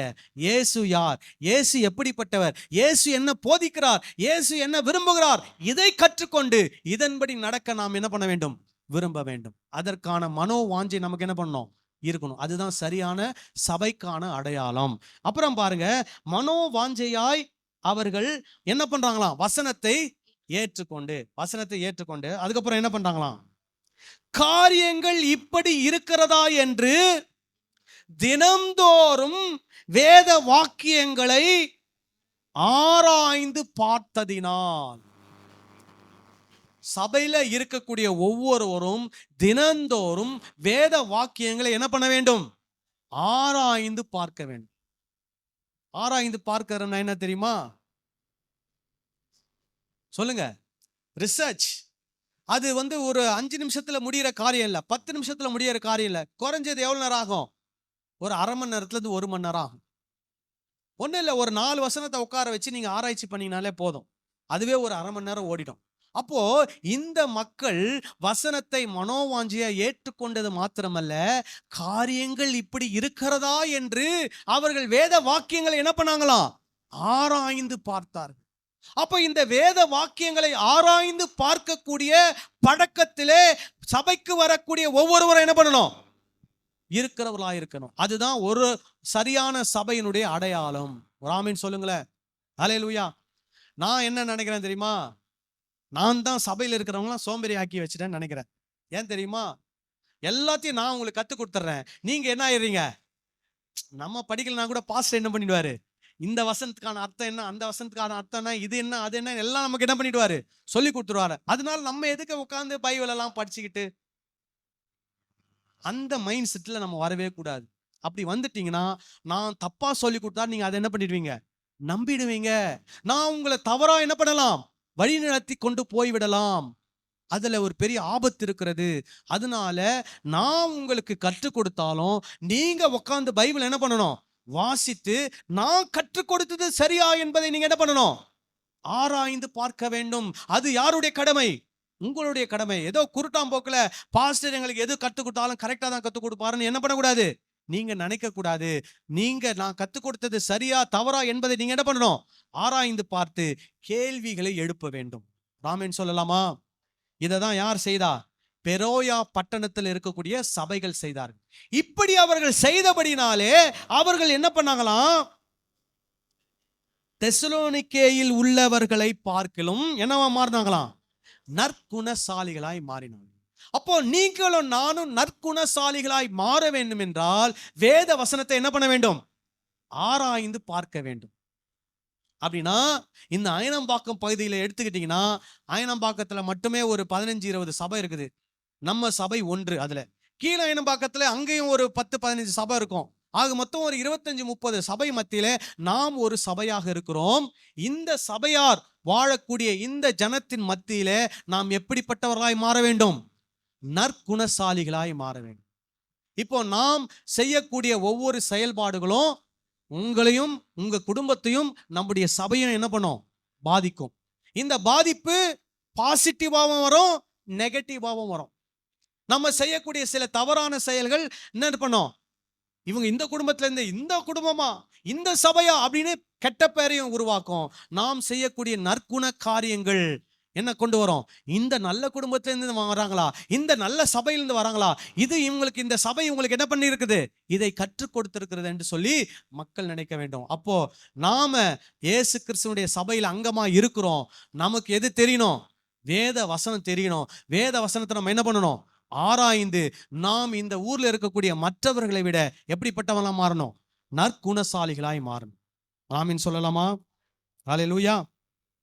மூன்றாவதாக அப்போஸ்தலர் 2ஆம் அதிகாரம் 42-47. இந்த அப்போஸ்தலர்லாம் என்னன்னா ஆதி திருச்சபை பற்றி சொல்லக்கூடிய விஷயங்கள். அப்போ ஆதி திருச்சபை மக்கள் எப்படிப்பட்டவர்களாய் இருந்தார்கள், அது போல நாம என்ன பண்ணணும்? இருக்கணும். முதல்ல அப்போஸ்தலர் 2ஆம் அதிகாரம் 42வது வசனத்தை வாசிப்போம். அவர்கள்னா யார சொல்றாரு? திருச்சபையார், சபை மக்கள். அவர்கள் அப்போஸ்தலருடைய உபதேசத்திலும் அந்யோன்யத்திலும் அப்பம் பிட்குதலிலும் ஜெபம் பண்ணுதலிலும் உறுதியாய் தரித்திருந்தார்கள். இப்போ இதுல என்னென்னலாம் வருது? முதல்ல அப்போஸ்தலருடைய உபதேசம், அப்புறம் அந்யோன்யம், அப்புறம் அப்பம் பிக்குதல், அப்புறம் ஜெபம் பண்ணு. 4 விஷயத்தை இங்க பவுல் சொல்றார், லூக்கா சொல்றார். 4 விஷயத்தை சொல்றாரு. இந்த 4 விஷயம் ஆதி திருச்சபையிலே இருந்தது. இப்போ இன்னைக்கு இருக்கக்கூடிய சபையில நீங்க எடுத்துக்கிட்டீங்கன்னா இந்த 4 விஷயத்தை விட்டுட்டு இந்த 4 விஷயத்துல ஒரே ஒரு விஷயம்தான் இருக்குது. ஒரே ஒரு விஷயம்தான் இருக்குது. சொல்லுங்களேன், சூஸ் த ரைட் ஆன்சர். அதிகமா நான் இப்படி கூட சொல்லிடுறேன், அதிகபட்சமா ஒரே ஒரு விஷயம் தான் இருக்குது. என்ன விஷயம்? என்ன விஷயம்? ஜெபம் பண்றது. இன்னைக்கு இருக்கக்கூடிய சபையினுடைய ட்ரெண்ட் எப்படி தெரியுமா போகுது? எது கேட்டாலும் என்ன பண்ணும்? ஜெபம் பண்ணும். என்ன ஜெபம்? உபவாச ஜெபம், இரவு ஜெபம், அமாவாசை ஜெபம், காத்திருப்பு ஜெபம், எழுப்புதல் ஜெபம், ஏகப்பட்ட ஜபங்கள். மக்களை ஜபம் ஜபம் ஜபம் ஜபம்னு சொல்லி மக்கள் என்ன பண்றாங்க? ஜபத்துல வழி எடுத்துட்டு இருக்கிறாங்க. ஏன்னா ஜபத்தை பத்தியே சரியான புரிதல் யாருக்கு இல்ல? அந்த ஜபத்தை நடத்துகிற ஊழியர்களுக்கு இல்ல. ஒரு சிலர் சொல்றாங்க, தேசத்தின் எழுப்புதலுக்காக என்ன பண்ணுவோம்? ஜபம் பண்ணுவோம்.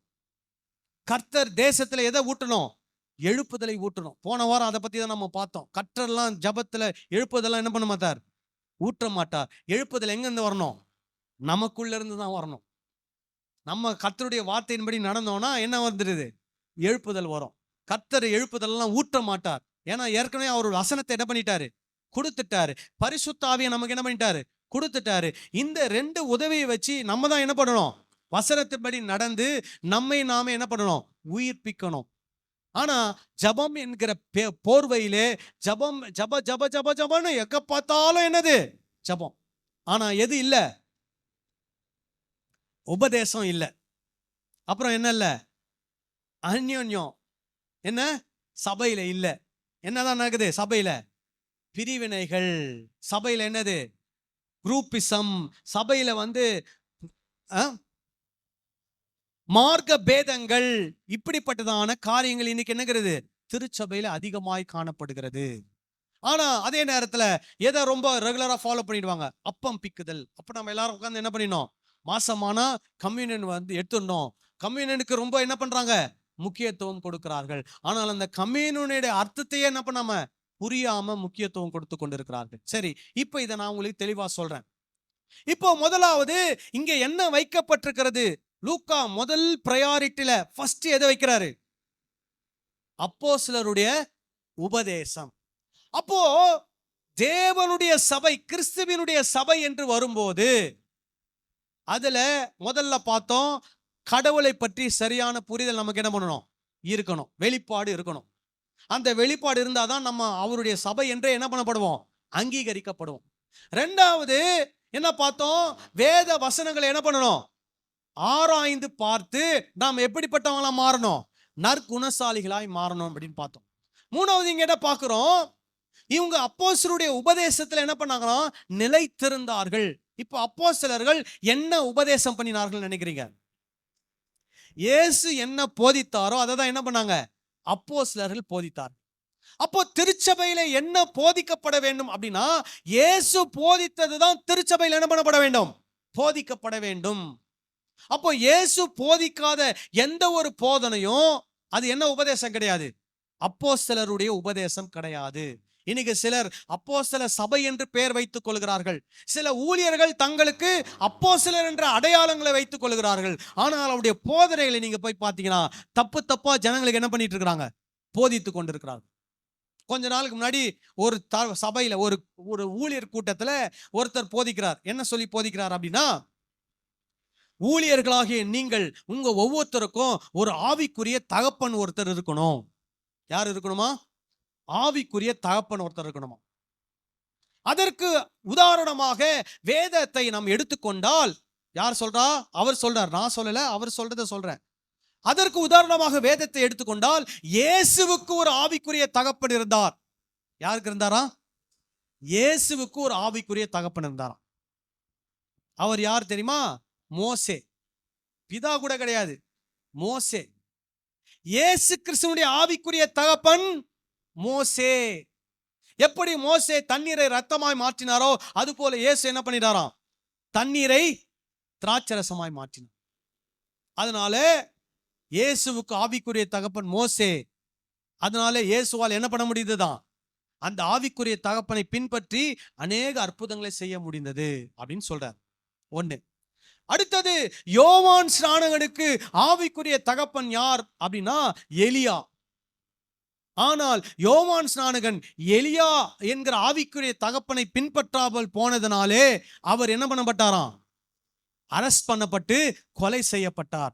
ஆகவே நீங்கள் இயேசுவை போல ஆவிக்குரிய தகப்பனை என்ன பண்ணுங்கள், பின்பற்றுங்கள் அப்படின்னு சொல்லி யாருக்கு கத்துக் கொடுக்கிறார், சபை போதகர்கள் கற்றுக் கொடுக்கிறார். அது போதகர் கூடுகை. இப்ப இதை கேட்கிற போதகர்கள் என்ன பண்ணுவாங்க, அவங்க சபையில போய் என்ன பண்ணுவாங்க, அதை கத்துக் கொடுப்பாங்க. இப்போ நல்லா யோசிங்க, இயேசு யார், இயேசு யார், இயேசு யார், கடவுள்.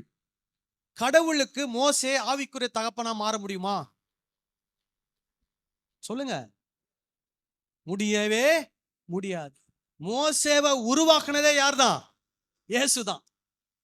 ஆனா இந்த போதகர் என்ன கத்துக் கொடுக்கிறாரு, இயேசுவுக்கு ஆவிக்குரிய தகப்பன் யாராம், மோசே அப்படின்னு கத்துக் கொடுக்கிறார். இந்த மாதிரி தான் இன்னைக்கு இயேசு கிறிஸ்து கற்றுக் கொடுக்காததை இன்றைக்கு திருச்சபையிலே வெளிப்பாடு என்கிற முறையிலே, ஆவியானவர் சொன்னார் என்ற முறையிலே பலவிதமான தவறான போதனைகள் ஜனங்களுக்கு என்ன பண்ணப்படுகிறது, கற்றுக் கொடுக்கப்படுது. இது ரொம்ப லேசா பண்ணிடுறாங்க. எப்படி பண்றாங்கன்னா, ஊழியர் கூடுகைன்னு கூப்பிட்டு ஊழியர் கூடுகையில இதை கத்துக் கொடுக்குறாங்க. ஊழியர்கள் போய் என்ன பண்றாங்க, அவங்கவுங்க திருச்சபையில போய் கத்துக் கொடுத்துட்றாங்க. இன்றைக்கு இப்படிதான் ஏகப்பட்ட தவறான போதனைகள் என்ன பண்ணப்படுகிறது, சென்னையில, தமிழ்நாட்டில் கிறிஸ்தவ திருச்சபைகளிலே போதிக்கப்பட்டு கொண்டிருக்கிறது. கொஞ்ச நாளுக்கு முன்னாடி ஒரு பிக்சர் ஒன்று வந்து வாட்ஸ்அப்ல வந்தது. என்ன பிக்சர் அப்படின்னா, இஸ்ரேவேல்ல இருக்கக்கூடிய ஒரு ராணுவ வீரர் வந்து என்ன பண்ணிட்டாராம், இயேசு கிறிஸ்துடைய சிலையை உடைச்சிட்டாராம். யாருடைய சிலைய, இயேசு கிறிஸ்துடைய சிலையை உடைச்சிட்டாராம். கொஞ்ச நாள் கழிச்சு அங்க இன்னொரு கலவரத்துல மரியாளுடைய சிலை என்ன பண்ணிட்டாராம், உடைச்சிட்டாராம். உடனே இதெல்லாம் யாருக்கு அனுப்புறாங்க, வாட்ஸ்அப்ல கிறிஸ்தவங்களுக்குள்ள அனுப்புறாங்க. இப்ப நல்லா கவனிங்க, இயேசு கிறிஸ்துடைய சிலையை உடைச்சது பெரிய தப்பா, நல்லா யோசிச்சு சொல்லுங்க. இயேசு கிறிஸ்துடைய சிலையை உடைச்சது பெரிய தப்பா, தப்பே இல்லை. ஏன்னா வேத வசனம் நமக்கு சிலை வழிபாடை என்ன பண்ணவில்லை, கற்றுக் கொடுக்கவில்லை. அந்த சிலை இயேசு கிடையாது. அது என்னது? மண்ணினால் செய்யப்பட்ட ஒன்று. அதை ஒரு இஸ்ரவேல ராணுவர் உடைக்கிறாருன்னா அதை பத்தி என்ன இல்ல, ஒரு தப்பும் இல்ல. ஆனா அது பெரிய தப்புன்னு சொல்லி யார் பரப்பிக்கிட்டு இருக்கிறான் நியூஸ? யூதர்கள் கூட இல்ல, கிறிஸ்தவங்க பரப்பிக்கிட்டு இருக்கிறாங்க. அப்படின்னா அந்த கிறிஸ்தவர் எப்படிப்பட்ட வேத அறிவுடையவராய் இருக்கிறார்? இயேசு கிறிஸ்தவர் அவர் எப்படி புரிந்து வைத்திருக்கிறார்? ஒருவேளை அது யாருக்கு சென்டிமெண்டா இருக்கலாம்? சிலை வழிபாட்டை உற்சாகப்படுத்துகிற, அதை நம்புகிற மக்களுக்கு அது என்னவா இருக்கலாம்? சென்டிமெண்டா இருக்கலாம். அவங்க அதை குறிச்சு பதறலாம். ஆனா கிறிஸ்தவர்கள் அதை குறிச்சு பதறலாமா? உண்மையான இயேசுவை விசுவாசிக்கக்கூடிய கிறிஸ்தவர்கள் அதை குறிச்சு பதறலாமா? எனக்கு ஒரு குரூப்ல அனுப்புனாங்க. நான் போட்டேன், அது அவர் செய்தது சரிதானே, ஏனென்றால் வேத வசனம் சிலை வழிபாடை எதிர்க்கிறதே அப்படின்னு சொல்லி நான் போட்டு விட்டேன். அதுக்கு யாருமே என்ன கொடுக்கல, பதில் கொடுக்கல. ஏன்னா அதை எல்லாருக்கும் ஃபார்வர்ட் பண்ணுமா. ஏன்னா ஒரு இஸ்ரேலிய ராணுவ வீரர் என்ன பண்ணிட்டாராம்? இயேசு கிறிஸ்துவின் சிலையை என்ன பண்ணிட்டாராம்? உடைச்சிட்டாராம். இன்னைக்கு இப்படிதான் கிறிஸ்தவம் இருக்கிறது. இப்படிதான் அறியாமையிலேயே கிறிஸ்தவர்களை போதகர்கள் என்ன பண்ணியிருக்கிறாங்க? வைத்திருக்கிறார்கள். இயேசு கிறிஸ்துவை குறித்த அறிவு இல்லை, இயேசு கிறிஸ்துவை குறித்த போதனை இல்லை. அப்போ திருச்சபையில அப்போஸ்தலருடைய போதனையில உபதேசத்துல ஜனங்க எப்படி இருந்தாங்களாம்? உறுதியாய் தரித்திருந்தார்கள்.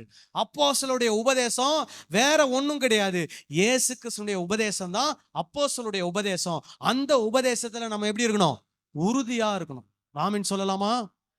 ரெண்டாவது என்னது? அந்யோன்யம். அந்யோன்யம்னா என்ன அப்படின்னா, வேத வசனத்தின் மூலமாக ஒருவரை ஒருவர் என்ன பண்ணுவது? உற்சாகப்படுத்தி வழி நடத்துவது. இப்போ நான் அதுக்கு ஒரு உதாரணமா ஒரு வசனத்தை நான் வாசிக்க சொல்றேன். கொலோசியர் 3ஆம் அதிகாரம் 16-17 வசனத்தை வாசிப்போம்.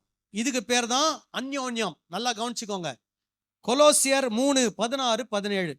கிறிஸ்துவின் வசனம் கிறிஸ்துவின் வசனம் உங்களுக்குள்ளே சகல ம், ஞானத்தோடும் பரிபூர்ணமாக வாசமாயிருப்பதாக. முதல்ல எதை சொல்றாரு பவுல்? கிறிஸ்துவினுடைய வசனம் உங்களுக்குள்ள எப்படி இருக்கணுமா? வாசமாயிருக்கணும். அதுதான் ரொம்ப ரொம்ப முக்கியம். ஓகேவா? அதுக்கப்புறம் நாம் செய்யக்கூடிய எந்த ஒரு செயல்களும் எதன் அடிப்படையில் வரணும்? கிறிஸ்துவின் வசனத்தின் அடிப்படையில் வர வேண்டும். இப்போ அடுத்தது பாருங்க என்ன சொல்றாரு? சங்கீதங்களினாலும், சங்கீதங்கள், அப்புறம் கீர்த்தனைகளினாலும், ஞான பாட்டுகளினாலும். இப்ப நல்லா பாருங்க, இது மூணுமே ஒண்ணுதான். சங்கீதம், கீர்த்தனை, ஞான பாட்டு. இந்த பாடல்கள் மூலமாக ஒருவருக்கொருவர் போதித்து, இப்ப நாம ஒருவருக்கொருவர் என்ன பண்ணுமா? போதிக்கணுமா. எது மூலமா?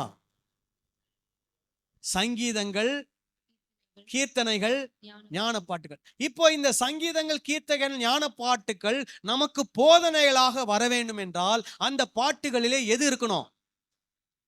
எது இருக்கணும்? கிறிஸ்துவின் போதனையில வரக்கூடிய வசனங்கள் அதுல இருக்கணும். அப்பதான் அது நமக்கு என்னவா மாறும்? போதனையா மாறும். இன்னைக்கு கிறிஸ்தவ உலகத்தில் இருக்கக்கூடிய பாடல்கள் நமக்கு போதனையா மாறுகிறதா? சொல்லுங்க. எப்படி தெரியுமா பாட்டு இருக்குது? நான் எவ்வளவு தப்பு பண்ணாலும் கர்த்தர் என்ன பண்ணுவார்? மன்னிச்சிடுவார். இதுதான் பாட்டு. ஏன்னா பாட்டு எழுதுறவர் எப்படி இருக்கிறாரு? தப்பு பண்றவரா இருக்கிறார். அதனால அவர் என்ன பண்றாரு?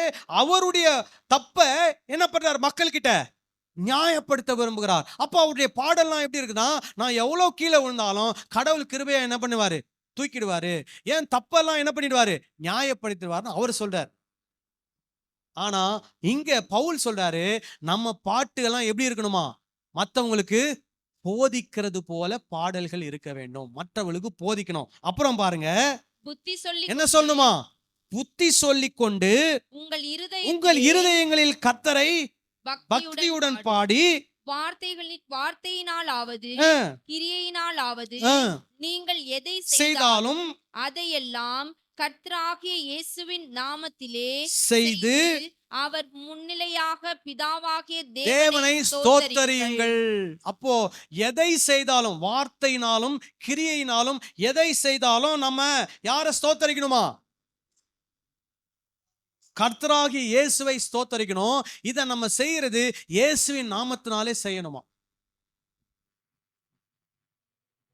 இப்போ இதுக்கு பேர் தான் என்னது? அந்யோன்யம். இந்த அந்யோன்யத்துல என்ன ஒருத்தர் கரெக்ட் பண்ணா நான் அதை எப்படி ஏத்துக்கணும் சொல்லுங்க. நான் ஒரு தப்பு பண்றேன், என்ன ஒருத்தர் வந்து கரெக்ட் பண்றாரு, நான் அதை எப்படி ஏத்துக்கணும்? நல்ல மனப்பான்மையோடு நான் ஏற்றுக்கொள்ள வேண்டும்.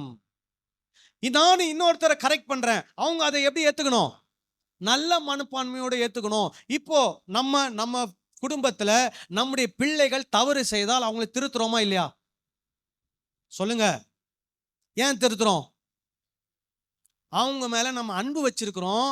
அவங்கள நம்ம என்ன பண்ண பார்க்கிறோம்? நல்வழிப்படுத்தி அவர்கள் செய்கிற தவறை அவர்களுக்கு சுட்டி காட்டுகிறோம். அந்த பிள்ளைகள் அந்த தவறை புரிந்து கொள்கிறார்கள். அவங்க திட்டு வாங்குறாங்க, அடி வாங்குறாங்க, அழுகுறாங்க, எல்லாம் பண்றாங்க. மறுபடியும் என்ன ஆயிடுறாங்க? கண்ணெல்லாம் தொடச்சிட்டு மறுபடியும் அம்மா அப்பான்னு வந்து நிக்கிறாங்களா இல்லையா? எந்த பிள்ளைங்களாவது நீ என்ன அடிச்சிட்ட, அதனால உங்ககிட்ட நான் பேசவே மாட்டேன் அப்படின்னு சொல்லி 10 வருஷம் பேசாம இருக்கிறவங்க யாராவது இருக்கிறாங்களா? குழந்தைங்க சொல்லுங்க. குழந்தைங்களை நீங்க திருத்தினாலும் அடிச்சாலும் மறுபடியும் எங்க வராங்க? உங்ககிட்ட தான் வராங்க, பேரண்ட்ஸ் கிட்ட தான் வராங்க. ஏன்னா அவங்களுக்கு தெரியும் அம்மா அப்பா என் மேல என்ன வச்சிருக்கிறாங்க? அன்பு வச்சிருக்கிறாங்க, பாசம் வச்சிருக்காங்க. இப்போ சபையிலே இப்படிதான் இருக்கணுமா? பவுல் சொல்றாரு. அதுக்கு பேர் தான் என்னது? அந்யோன்யம், ஐக்கியம். இப்போ சபையில நம்ம இருக்கிறோம், நம்ம எல்லாரும் தவறு செய்யாத, நான் தவறே செஞ்சதில்லைன்னு யாராவது இருக்கிறோமா? யாருமே கிடையாது. எல்லாரும் என்னதான்? தவறு செய்வது இயல்பு. ஆனால் அந்த தவறை நாம் என்ன பண்ணுகிறோம்? திருத்திக் கொள்வதற்கு நமக்கு சந்தர்ப்பம் கிடைக்குமோ நம்ம என்ன பண்ணுகிறோம்? அதை திருத்திக் கொள்வோம். அதுதான் கடவுள் நம்ம கிட்ட என்ன பண்றாரு? எதிர்பார்க்கிறார். அப்போ அந்த தவறை நமக்கு எது சுட்டி காட்டுகிறது? பாடல் சுட்டி காட்டலாம், வசனம் சுட்டி காட்டலாம். அது நமக்கு என்ன பண்ணுகிறது? பாடல் நமக்கு போதிக்கிறது, வசனம் நமக்கு போதிக்கிறது. அந்த போதனை கொடுக்கிறவர் சபையில் இருக்கிற ஒரு போதகரா இருக்கலாம், சபையில் இருக்கக்கூடிய ஒரு சாதாரண நபராக கூட என்ன பண்ணலாம்? இருக்கலாம். ஆனால் அது நமக்கு ஒரு போதனையாக வரும்போது அதை நல் மனதோடு ஏற்றுக்கொண்டு தொடர்ந்து அன்போடு ஐக்கியத்தில் இருப்பது பேர் தான் என்னது? அந்யோன்யம். ஆமென் சொல்லலாமா? அல்லேலூயா. சோ இங்க மறுபடியும் வாசிக்கிறேன் பாருங்க. கிறிஸ்துவின் வசனம் உங்களுக்குள்ளே சகல ஞானத்தோடும் பரிபூர்ணமாக வாசமாய் இருப்பதாக, சங்கீதங்களினாலும் கீர்த்தனைகளினாலும் ஞான பாட்டுகளினாலும் ஒருவருக்கொருவர் போதித்து புத்தி சொல்லிக்கொண்டு உங்கள் இருதயத்திலே கர்த்தரை பக்தியுடன் பாடி வார்த்தையினாலாவது கிரையினாலாவது நீங்கள் எதை செய்தாலும் அதையெல்லாம் கர்த்தராகிய இயேசுவின் நாமத்தினாலே செய்து அவர் முன்னிலையாக பிதாவாகிய தேவனை ஸ்தோத்தரியுங்கள். அப்ப நாம எப்போதும் கர்த்தருக்கு என்ன சொல்லணும்? நன்றி சொல்லி அவரை ஸ்தோத்தரிக்க வேண்டும். ஹல்லேலூயா. அப்புறம் 2:42 வாசிக்கலாமா? அப்பம் பிட்குதல். அப்பம் பிட்குதல் அப்படின்னு சொல்லும் போது ஆதி திருச்சபையில அது என்னன்னா சாப்பாடு. அப்பம் பிக்குதுன்னா என்னது? முழு சாப்பாடு. இப்போ நம்மள சொல்லணும் அப்படின்னா இலைய போட்டு ஊறுகாய், உப்பு, தண்ணி, கூட்டு, பொரியல் எல்லாம் வச்சு சுட சுட சாதம் போட்டு சாம்பார், ஒரு ஒரு ஒரு ஒரு ஒரு பந்தியில சாம்பார், அடுத்தது என்னது? ரசம், அடுத்தது குழம்பு, தயிர், மோருன்னு உட்காந்து சாப்பிட்றோம் பாருங்க திருப்தியா. அதுக்கு பேர் தான் என்னது? அப்பம் பிக்குதல். இதுதான் ஆதி திருச்சபையில் நடந்தது. அது எதை குறிக்கிறது? ஒரே விதமான உணவை, ஒரே விதமான பதார்த்தத்தை நாம் எல்லாரும் அமர்ந்து ஒரே இடத்திலே சாப்பிடுகிறோம். அது எதை குறிக்கிறது? நம்ம எல்லாரும் என்னது? சமம் என்பதை குறிக்கிறது. இப்போ நாங்க வெளிநாட்டுல இருந்தோம், கத்தார்ல. அப்போ அங்க இந்த ஈத் அப்படின்னு சொல்லுவாங்க, ரம்ஜான், அப்புறம் சில பண்டிகைகள்லாம் வரும்போது அவங்களுடைய பங்குல, அந்த முஸ்லிம் சகோதரர்கள் அவங்களுடைய பங்குல எப்படி சாப்பிடுவாங்க அப்படின்னா, ஒரு பெரிய கூட்டம் இருந்தா ஒரு டேபிள்ல ஒரு 15-20 பேருக்கு சேர் போட்டிருக்கோம். ஒரே ஒரு தட்டு தான் இருக்கும், டேபிளுக்கு நடுவுல பெரிய தட்டு. அந்த தட்டு ஃபுல்லா சுத்தி பிரியாணி போட்டிருப்பாங்க. நடுவுல கறி, ஒரு முழு ஆடையோ இல்ல ஒரு அரை ஆடையோ என்ன பண்ணிருப்பாங்க? ரோஸ்ட் பண்ணி நடுவுல வச்சிருப்பாங்க. சுத்தி 20 பேர் உட்காந்து ஒரே தட்டுல இருந்தா என்ன பண்ணுவாங்க? எடுத்து சாப்பிடுவாங்க. இது எதற்கான அடையாளம்? சகோதரத்துவம். நாம எல்லாரும் யாரு? ஒண்ணு அப்படின்றதுக்கான அடையாளம். அதுதான் அந்த எதனுடைய அடையாளம்? பரிசுத்த பந்தியினுடைய அடையாளம். அப்போ இன்றைக்கு நாம் பரிசுத்த பந்தியில வந்து பங்கு பெறுகிறோம். இன்னைக்கு சபையிலே பரிசுத்த பந்தியை ஒரு ரொம்ப பயங்கரமான ஒரு விஷயமா வெளிப்படுத்தி காட்டுறாங்க. ஆனா சபைக்குள்ள என்ன இல்ல? சகோதரத்துவம் இல்லை, சகோதர சிநேகம் இல்லை, சகோதரி சிநேகம் இல்லை. சபைக்குள்ள எப்படி இருக்கிறாங்க? ஒருத்தர் ஒருத்தர் எலியும் பூனையுமா, கீரியும் பாம்புமா, எதிரும் புதிருமா என்ன பண்றாங்க? செயல்பட்டு கொண்டிருக்கிறார்கள். அப்போ சபை என்பது, இப்போ இந்த அப்பன் பிக்குதல் என்பது எதற்கான அடையாளம்? நாம் எல்லாரும் ஒன்று, நாம் எல்லாரும் என்னவா இருக்கிறோம்? சமமா இருக்கிறோம் என்ற எண்ணம் திருச்சபையில் இருக்கிற ஒவ்வொருவருக்கும் என்ன பண்ணணும்? இருக்கணும். ராமேன் சொல்லலாமா? அல்லேலூயா. அடுத்தது, ஜபம் பண்ணுதல் அவங்க என்ன பண்ணுவாங்களாம்? உறுதியாய் தரித்திருந்தாங்க. ஜபம் என்றால் என்ன? ஜபம் என்பது உறவின் வெளிப்பாடு. நல்லா கவனிக்கணும். எதன் வெளிப்பாடு? உறவின் வெளிப்பாடு. இப்போ நாம் எல்லாரும் ஒரு உறவில் இருக்கிறோம். என்ன உறவு? அம்மா மகன், கணவன் மனைவி, மகள் அப்பா, இந்த மாதிரி எல்லாரும் ஒரு உறவில் இருக்கிறோம். இப்போ இந்த உறவில் இருக்கும்போது நாம் ஒருவரோடு ஒருவர் பேசுகிறோமா இல்லையா? இப்போ ஒரு கணவன் மனைவி எடுத்துங்க. கணவன் மனைவியும் என்ன ஒரு முடிவு எடுக்கிறாங்க? காலையில 4லிருந்து 5 வரைக்கும் தான் உங்ககிட்ட பேசுவேன், அதுக்கப்புறம் என்ன பண்ண மாட்டேன், பேச மாட்டேன். ஸோ டெய்லி காலையில 4லிருந்து 5 வரைக்கும் 2 பேரும் என்ன பண்ணிக்குவாங்க? பேசிக்குவாங்க. அதுக்கப்புறம் என்ன பண்ண மாட்டாங்க? பேச மாட்டாங்க. அடுத்த நாள் காலையில 5 மணிக்கு தான் பேசுவாங்க. அப்படின்னா அந்த உறவு எப்படி இருக்கும்? சொல்லுங்க. நல்லா இருக்குமா? நல்லா இருக்காது. இன்னைக்கு அப்படிதான் மக்கள் நமக்கு சொல்லி கொடுக்குறாங்க. என்ன சொல்லி கொடுக்குறாங்க? இந்த குறிப்பிட்ட நேரத்துல மட்டும்தான் நீ யார்கிட்ட பேசணும்? ஆண்டவர்கிட்ட பேசணும். அப்பதான் ஆண்டவர் உன் ஜபத்தை என்ன பண்ணுவார்?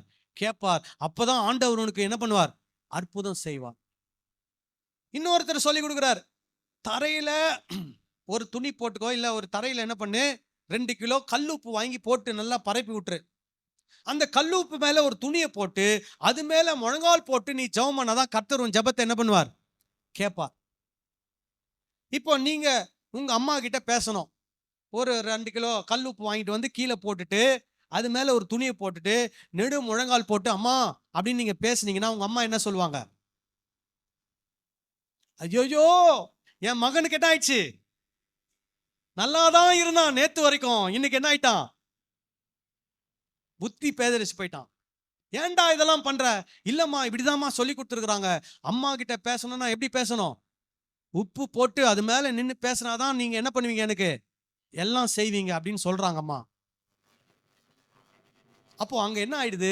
உறவு கொச்சைப்படுத்தப்படுகிறது. புரிஞ்சுக்கோங்க நல்லா. அப்போ ஜபம் என்பது எதனுடைய வெளிப்பாடு? உறவின் வெளிப்பாடு. நீங்க ஆண்டவர்கிட்ட பேசணும்னா எப்ப வேணா என்ன பண்ணலாம்? பேசிக்கொண்டே இருக்கலாம். இப்போ சிலர் என்ன பண்ணுவாங்க? சில நேரத்துல ஒரு ஒழுங்குக்காக என்ன பண்ணுவாங்க? ஒரு ஜப நேரத்தை வச்சிருப்பாங்க. அது தப்பான்னு கேட்டா தப்பு கிடையாது. உங்களுடைய வாழ்க்கையில ஒரு ஒழுங்குக்காக நீங்கள் பின்பற்றுவதற்காக என்ன பண்ணுங்களாம்? ஒரு ஜப நேரத்தை நீங்கள் வைத்துக் கொள்ளலாம். ஆனால் உங்களுடைய எண்ணம் எப்படி போகக்கூடாதுன்னா, அந்த ஜப நேரத்துல மட்டும்தான் நான் ஆண்டவர்கிட்ட பேசுவேன், ஜப நேரம் முடிஞ்சிச்சுன்னா எனக்கும் யாருக்கும் கனெக்ஷன் இல்லை, எனக்கும் ஆண்டவருக்கும் தொடர்பு இல்லைன்னு நினைக்க கூடாது. நீங்க ஒரு டைம் வச்சுக்கலாம். ஒரு காலையில சிலர்லாம் நைட் டியூட்டி பண்றவங்க இருக்கிறாங்க. நைட்டு 1 மணிக்கு தான் வீட்டுக்கு வருவாங்க. அவங்கள காலையில 4 மணிக்கு எழுந்து ஜெபம் பண்ணு சொன்னா அவங்களால ஜெபம் பண்ண முடியுமா? முடியாது. அவங்களுக்கு மத்தியானம் 2 மணி தான் என்னது அதிகாலையா இருக்கலாம். ஏன்னா அவங்க நைட் 1 மணிக்கு தூங்கிட்டு 2 மணிக்கு எந்திரிக்கிறாங்க. எந்திரிச்சிட்டு என்ன பண்ணலாம்? ரெடி ஆயிட்டு ஒரு கொஞ்ச நேரம் உட்கார்ந்து என்ன பண்ணலாம்? ஜப நேரத்தை நீங்கள் ஒதுக்கி ஜபம் பண்ணலாம். ஆனால் அது மாத்திரம் உங்களுடைய ஜப நேரம் கிடையாது. 24 மணி நேரமும் உங்க ஜப நேரம் என்பதை நீங்க என்ன பண்ணிக்கணும்? மனதிலே வைத்துக் கொள்ள வேண்டும். எப்படி உங்கள் குழந்தை உங்களிடத்துல வந்து அம்மா என்ற அந்த உறவோடு அன்போடு பேசுகிறதோ, நீங்கள் எப்படி உங்கள் கணவரிடத்துல அன்போடு அந்த உறவை வைத்து பேசுகிறீர்களோ, அதே போலதான் கடவுளுக்கு நம்ம எல்லாம் என்னவா இருக்கிறோம்? பிள்ளைகளா இருக்கிறோம். அந்த உறவின் அடிப்படையில தான் நம்முடைய ஜபங்கள் என்ன பண்ணப்பட வேண்டும்? காணப்பட வேண்டும். ஒரு ஆமென் சொல்லலாமா? அல்லேலூயா. இன்னொன்னு புரிஞ்சுக்கணும். ஜபம்னாலே எப்ப பார்த்தாலும் ஆண்டவர்கிட்ட கேட்கறது தான் ஜபம் நினைச்சுக்காதீங்க. இப்போ நானும் இன்னொரு நபரும் ஒரு ஃப்ரெண்டா இருக்கிறோம். அவர் எப்போ ஃபோன் பண்ணாலும் என்கிட்ட என்ன கேட்கிறாரு? 100 ரூபாய் கொடு, 50 ரூபாய் கொடு, 1000 ரூபாய் கொடு, எனக்கு பெட்ரோல் 1 லிட்டர் பெட்ரோல் வாங்கி கொடு, எனக்கு சட்டை வாங்கி கொடு, எனக்கு பேண்ட் வாங்கி கொடு. எப்போ ஃபோன் பண்ணாலும் இதை கேட்டு இருந்தா நான் என்ன நினைப்பேன்? சொல்லுங்க, இவன் ஒரு நண்பனா அல்லது நான் அவனுக்கு வாங்கி கொடுக்கக்கூடிய இந்த பொருட்கள்னால என்ன கூட நண்பனா இருக்கிறானா அப்படின்னு தான் எனக்கு என்ன வரும், யோசனை வரும். அப்போ நாம் கடவுளோடு வைத்திருக்கிற உறவு, அதுல எந்த எதிர்பார்ப்பும் என்ன பண்ணக்கூடாது, இருக்கக்கூடாது. கர்த்தர் நமக்கு நன்மைதான் செய்வார், என்ன செய்ய மாட்டார், தீமை செய்ய மாட்டார். சிலர் எப்படி எடுத்துக்கிறாங்கன்னா, ஜெபம் பண்றாங்க, அவங்களுக்கு நன்மை நடந்தா கர்த்தரோட உறவுல இருக்கிறாங்க, தீமை நடந்துட்டா உடனே என்ன பண்ணிடுறாங்க, ஆண்டவர் எனக்கு இப்படி பண்ணிட்டாரே அப்படின்னு சொல்லி என்ன பண்ணிடுறாங்க, அந்த உறவை கொச்சப்படுத்திடுறாங்க. நல்லா புரிஞ்சுக்கணும், ஆண்டவர் நமக்கு என்னதான் செய்வார், நன்மை மாத்திரம் தான் செய்வார். ஆண்டவர் நமக்கு என்ன செய்ய மாட்டார், தீமை செய்ய மாட்டார். ஜபத்துல எப்ப பார்த்தாலும் ஆண்டவர் எனக்கு இதை தாரும், எனக்கு அதை தாரும், இப்படி தாரும், அப்படி தாரும், அப்படி தாரும், எதை செய்யும் அதை செய்யும், அது ஜபம் கிடையாது.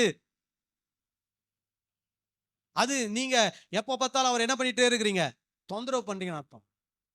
நீங்க என்ன பண்ணணும், ஜபம் உங்களுக்கும் ஆண்டவருக்கு இருக்கிற உறவை என்ன பண்ணணும், இன்னும் உறுதிப்படுத்தணும், இன்னும் மேம்படுத்தணும், இன்னும் ஆழப்படுத்தணும். அதுதான் உங்கள் ஜபமாக என்ன பண்ணணும், மாற வேண்டும். இயேசு சொல்றாரு, நீங்க எதை பத்தி என்ன பண்ணாதீங்க, கவலைப்படாதீங்க. உங்களுக்கு என்ன தேவை என்பதை உங்கள் பரமபிதா என்ன பண்ணியிருக்கிறார், அறிந்திருக்கிறார். உங்களுக்கு எப்போ என்ன வேணும்ன்றது அவருக்கு தெரியும்.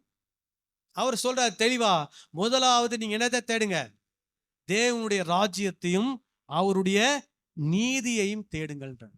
அப்போ ஜபத்துல நம்ம எப்ப பார்த்தாலும் என்ன பண்ணிட்டே இருக்கக்கூடாது, எனக்கு இதை தாங்க, எனக்கு அதை தாங்க, இப்படி தாங்க, அப்படி தாங்க, அது ஜபம் கிடையாது. ஆனா நீங்க என்ன பண்ணணும், தேவ ராஜ்யத்தை தேடுவதற்கு ஆண்டவர்கிட்ட கேட்கணும், ஆண்டவரே உம்முடைய ராஜ்யத்தை நான் இந்த பூமியிலே செயல்படுத்த வேண்டும், அதற்கு எனக்கு என்ன தாங்க, ஞானத்தை தாங்க, பலத்தை தாங்க, உம்முடைய பிள்ளையாக இந்த உலகத்துல நான் வாழணும். நான் எவ்வளவு அவமானப்பட்டாலும் நீதியா நடக்கணும், எவ்வளவு பாதிக்கப்பட்டாலும் நான் நியாயத்தை செய்யணும், எவ்வளவு துன்பப்பட்டாலும் நான் பரிசுத்தமா வாழணும், இது எனக்கு உதவி செய்யுங்கன்னு சொல்லி அந்த உறவை நாம் என்ன பண்ண வேண்டும், மேம்படுத்த வேண்டும். இதை செய்கிறதா இயேசு கிறிஸ்துவை பொறுத்த வரைக்கும் சரியான திருச்சபை. ஆமேன் சொல்லலாமா? மறுபடியும் அந்த வசனத்தை வாசிப்போம். அப்போஸ்தலர் 2:42. அவர்கள் அப்போஸ்தலருடைய உபதேசத்திலும் அந்யோன்யத்திலும் அப்பம் பிட்குதலிலும் ஜெபம் பண்ணுதலிலும் உறுதியாய் தரித்திருந்தார்கள். ஒரு ஆமென் சொல்லலாமா? கடைசியா கொலோசியர் 2:21-23 இது என்னன்னா, சபை செய்யக்கூடாத ஒன்று.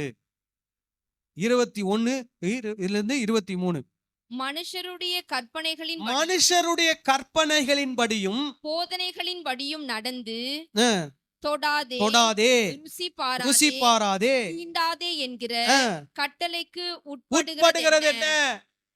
அந்த சபையில என்ன நடக்குது, மனித கற்பனைகள், மனித போதனைகளின்படி ஜனங்கள் என்ன பண்றாங்களாம், நடக்கிறாங்களாம்.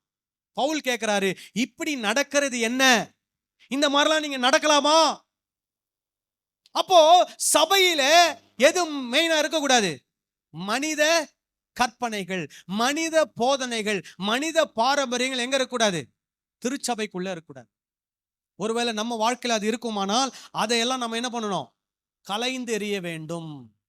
நாம் ஒரு சில காரியங்களை செய்கிறோம்னா நம்ம கேட்க வேண்டிய கேள்வி, இந்த காரியத்தை நான் செய்யறேனே, இது இயேசு கற்றுக் கொடுத்ததா அல்லது மனிதர்கள் கற்றுக் கொடுத்ததா? மனிதர்கள் கற்றுக் கொடுப்பாங்கன்னா அதை நம்ம செய்ய வேண்டிய அவசியம் இல்ல. இயேசு கற்றுக் கொடுத்துருப்பாருன்னா அதை நம்ம கட்டாயமா என்ன பண்ணி ஆகணும், செய்யணும். உலகமே எதிர்த்தாலும் அதை நம்ம என்ன பண்ணணும், செய்யணும். நோவாவை பற்றி படித்தோம். நோவாவுக்கு ஆண்டவர் என்ன சொன்னார்னா, பேழையை செய்ய சொன்னார். அந்த காலத்துல இந்த உலகமே அவருக்கு எதிர்த்து நின்றது. ஏன்னா நோவா காலம் வரைக்கும் மழை வந்ததே இல்லை. தண்ணி, மழைனா என்னன்னு தெரியாது, வெள்ளம்னா என்னன்னு தெரியாது. அந்த உலகமே நோவாவுக்கு எதிர்த்து நின்றது. இவர் தனி ஒரு ஆளாக, தனி ஒரு குடும்பமாக கடவுளுடைய கட்டளைக்கு இவர் என்ன பண்ணாரு, கீழ்ப்படிஞ்சார். அது போல நாமும் சபையில இருக்கிறோம். இன்னைக்கு சபை என்று சொல்லும் போது இந்த சபை மட்டும் சொல்லல, எல்லாத்தையும் சேர்த்து சொல்றேன். இன்னைக்கு இயேசு கிறிஸ்துடைய போதனை ஒன்று இருக்குது, மனித போதனைன்னு ஒன்று இருக்குது. நம்ம எதை பின்பற்றணும், இயேசுடைய போதனை பின்பற்றணும். மனித போதனைகளை என்ன பண்ணணும், தூக்கி எறியணும். யார் நம்மளை தப்பா பேசினாலும் சரி, யார் நம்மளை எதிர்த்தாலும் சரி, மற்ற எல்லா சபையாரும் நம்மளை எதிர்க்கட்டும், மனித போதனைனா அதை என்ன பண்ணிடணும்? தூக்கி விசிறிடுச்சு. அதுக்கு முக்கியத்துவம் கொடுக்கவே கூடாது. பாருங்க, கிறிஸ்துவின் வசனம் என்ன சொல்றாரு? மனுஷருடைய கற்பனைகளின்படியும் போதனைகளின்படி நடந்து தொடாதே, ருசி பாராதே, தீண்டாதே என்கிற கட்டளைகளுக்கு உட்படுகிறது என்ன?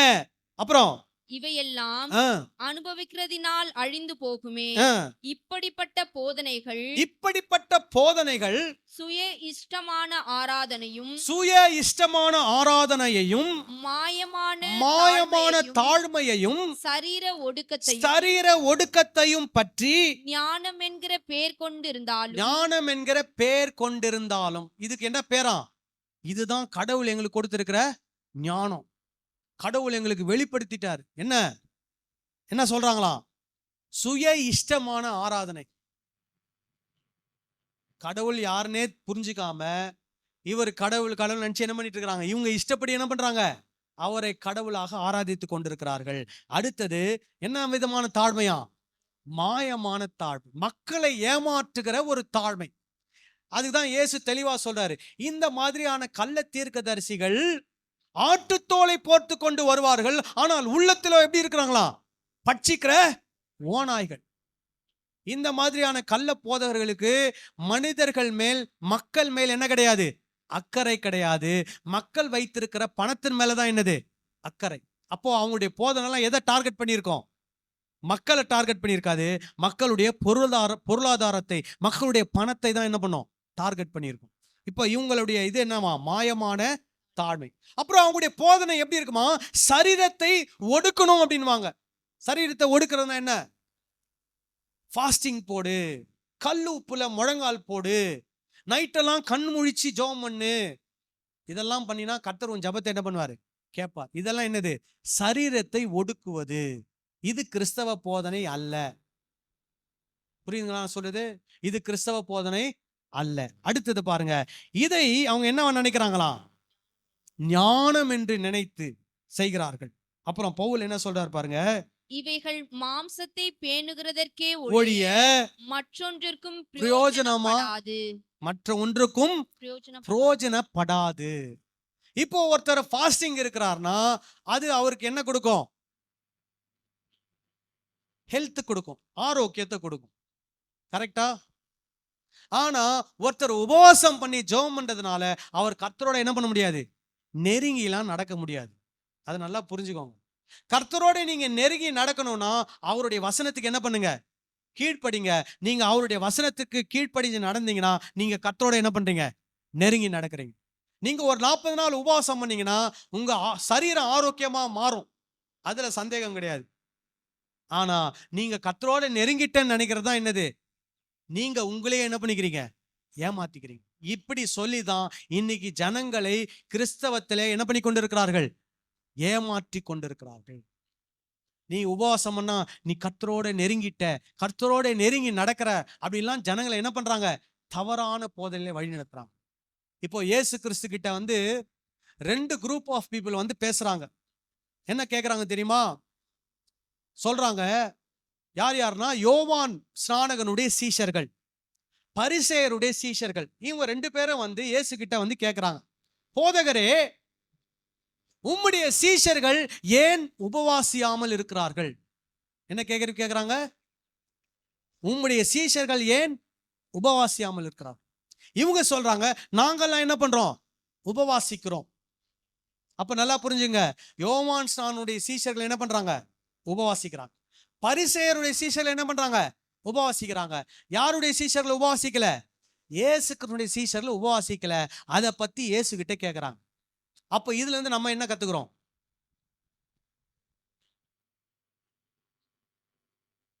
நீங்க உண்மையான இயேசு கிறிஸ்துவினுடைய சீஷரா இருந்தா நீங்க என்ன பண்ணக்கூடாது? சொல்லுங்க, உபவாசம் பண்ணக்கூடாது. அப்படி நீங்க உபவாசம் பண்ணீங்கன்னா நீங்க யாருடைய சீஷரா மாறுறீங்க? யோவான் ஸ்நானனுடைய சீஷராவோ அல்லது பரிசேயருடைய சீஷராவோ என்ன பண்றீங்க? மாறுறீங்கன்றத என்ன பண்ணிக்கணும்? நல்லா புரிஞ்சுக்கோங்க. நான் இதை இன்னொரு டாபிக், இதை நான் அப்புறமா நான் ஏற்கனவே பேசியிருக்கிறேன். உங்களுக்கு ஏதாவது டவுட் இருந்தால் என்கிட்ட கேளுங்க, உங்களுக்கு நான் விளக்கப்படுத்தி சொல்றேன். ஸோ நான் என்ன சொல்ல வரேன், இதெல்லாம் சரீரத்தை ஒடுக்குவதற்காக மனிதர்கள் கற்றுக் கொடுக்கக்கூடிய போதனைகள். இப்படிப்பட்ட மனித போதனைகள், மனித கற்பனைகள் எங்க இருக்கக்கூடாது?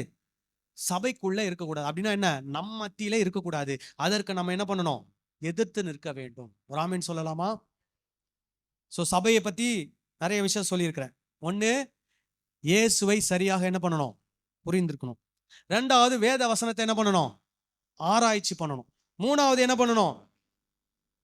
இந்த ஒரு 4 விஷயத்துல உறுதியா என்ன பண்ணணும்? தரித்திருக்கணும். அஞ்சாவது என்ன சொன்ன? அஞ்சாவதா 4வதா? அஞ்சாவது என்ன சொன்ன? மனித கற்பனைகள், மனித போதனைகள், மனித பாரம்பரியங்களை நம்ம என்ன பண்ணக்கூடாது? கடைபிடிக்க கூடாது. அதற்கு என்ன பண்ணணும்? எதிர்த்து நிற்கணும். இந்த புதிய வருஷத்துல நாம அப்படி இருப்போமா? எல்லாரும் வாக்கு கொடுக்குறீங்களா? சரி, நம்ம எல்லாம் எழுந்து நின்று நாம் ஜெபம் செய்வோம். இப்போ வந்து vote of thanks. Thanks be to our Father, நம்முடைய பரம தகப்பனுக்கு ஸ்தோத்திரங்கள், நன்றிகளை நாங்கள் ஏறெடுக்கிறோம். for He has been guiding us for past 8 years faithfully. மிக உண்மையாக ஆண்டவர் இந்த 8 ஆண்டுகள் நம்மை அற்புதமாய் வழிநடத்தி வந்திருக்கிறார். Now we are entering the new year, 9th year. இப்போ நம்ம ஒரு புதிய வருடம் 9வது ஆண்டுக்குள்ளாக நாம் கடந்து செல்ல போகிறோம். We thank and praise God for all the families in our church.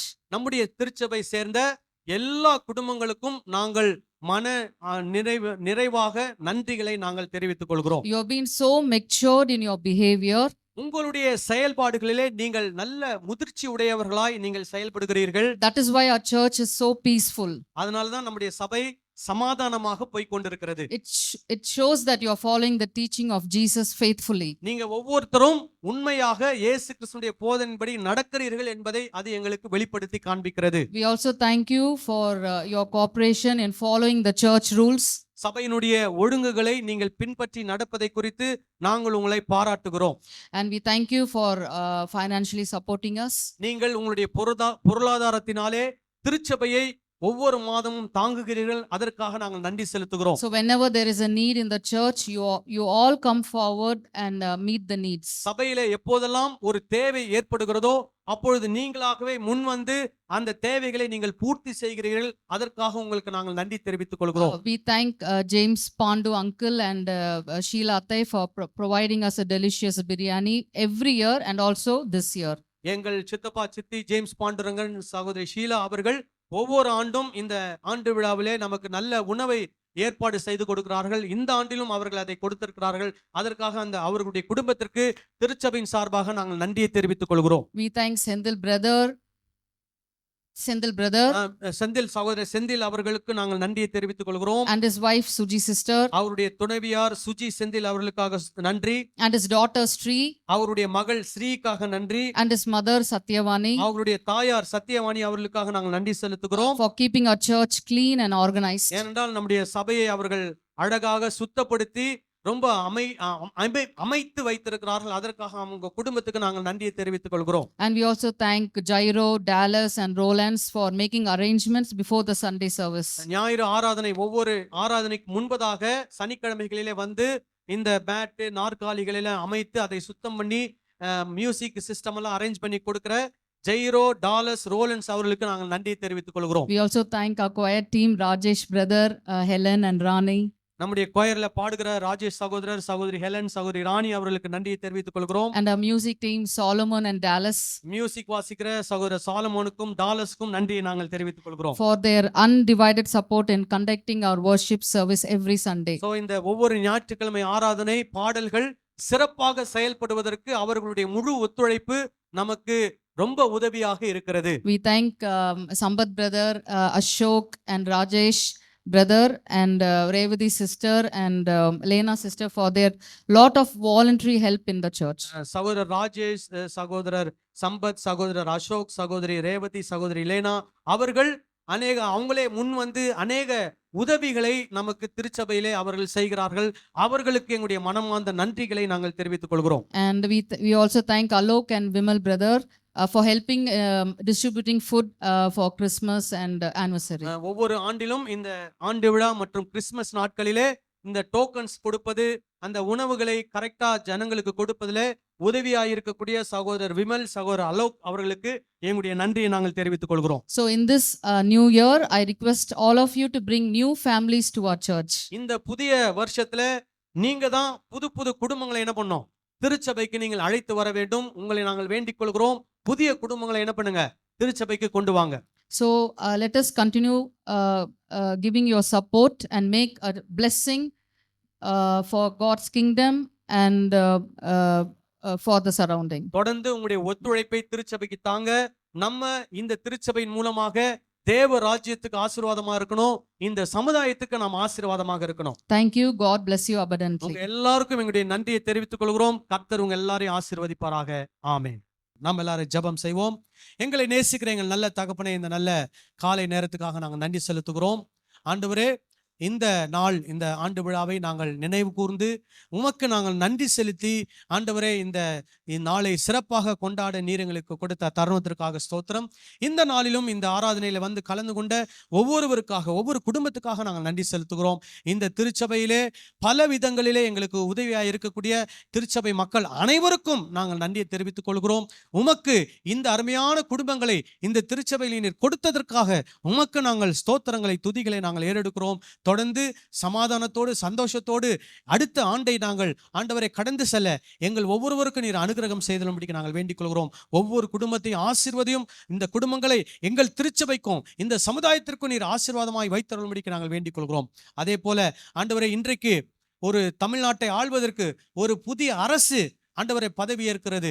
அந்த முதலமைச்சருக்காக, அவரோடு பதவியேற்கிற அமைச்சர்களுக்காக, அந்த அரசுக்காக நாங்கள் வேண்டிக் கொள்கிறோம். ஆண்டவரை, இந்த 5 ஆண்டுகள் இந்த தமிழகத்திற்கு ஒரு நல்ல ஆட்சியை அவர்கள் கொடுக்க, மக்களுக்கு தேவையான நல்ல காரியங்களை அவர்கள் செய்ய, மக்களை நலமாக வைத்துக்கொள்ள அந்த அரசுக்கு நீர் உதவி செய்தலும்படிக்கு நாங்கள் வேண்டிக் கொள்கிறோம். அந்த மக்கள் அனைவருக்காக நன்றி செலுத்துகிறோம். அதே போல வந்திருக்கிற உணவை கர்த்தர் ஆசீர்வதிப்பீராக, உணவை பரிசுத்தப்படுத்துவீராக. இதை உண்டு நாங்கள் தொடர்ந்து உற்சாகமாய் உமக்கு ஊழியம் செய்ய எங்களுக்கு நீர் கிருபை தந்துள்ளோம். உமக்கே நாங்கள் துதிகான மகிமை செலுத்துகிறோம். ஆண்டவராகிய இயேசு கிறிஸ்துவின் நாமத்தில் வேண்டிக் கொள்கிறோம் எங்கள் ஜீவனுள்ள நல்ல பிதாவே. ஆமேன், ஆமேன். என் ஆத்துமாவே கர்த்தரை ஸ்தோத்திரி, என் முழு உள்ளமே கர்த்தருடைய பரிசுத்த நாமத்தை ஸ்தோத்திரி. என் ஆத்துமாவே கர்த்தரை ஸ்தோத்திரி, கர்த்தர் செய்த சகல உபகாரங்களையும் மறவாதே. ஆமென். நம்முடைய கர்த்தராகிய இயேசு கிறிஸ்துவின் கிருபை, பிதாவாகிய தேவனுடைய அன்பு, பரிசுத்த ஆவியானவருடைய அந்யோன்யம், ஐக்கியம், சந்தோஷம், சமாதானம் நம் அனைவரோடு கூட சதா காலங்களிலும் இருப்பதாக. ஆமென், ஆமென். ஹல்லேலூயா, ஹல்லேலூயா. கர்த்தர் நம்ம ஒவ்வொருவரையும் ஆசீர்வதிப்பாராக. ஒருவர் வாழ்த்துங்கள். கர்த்தர் நம்மோடு கூட இருப்பாராக. ஆமென், ஆமென்.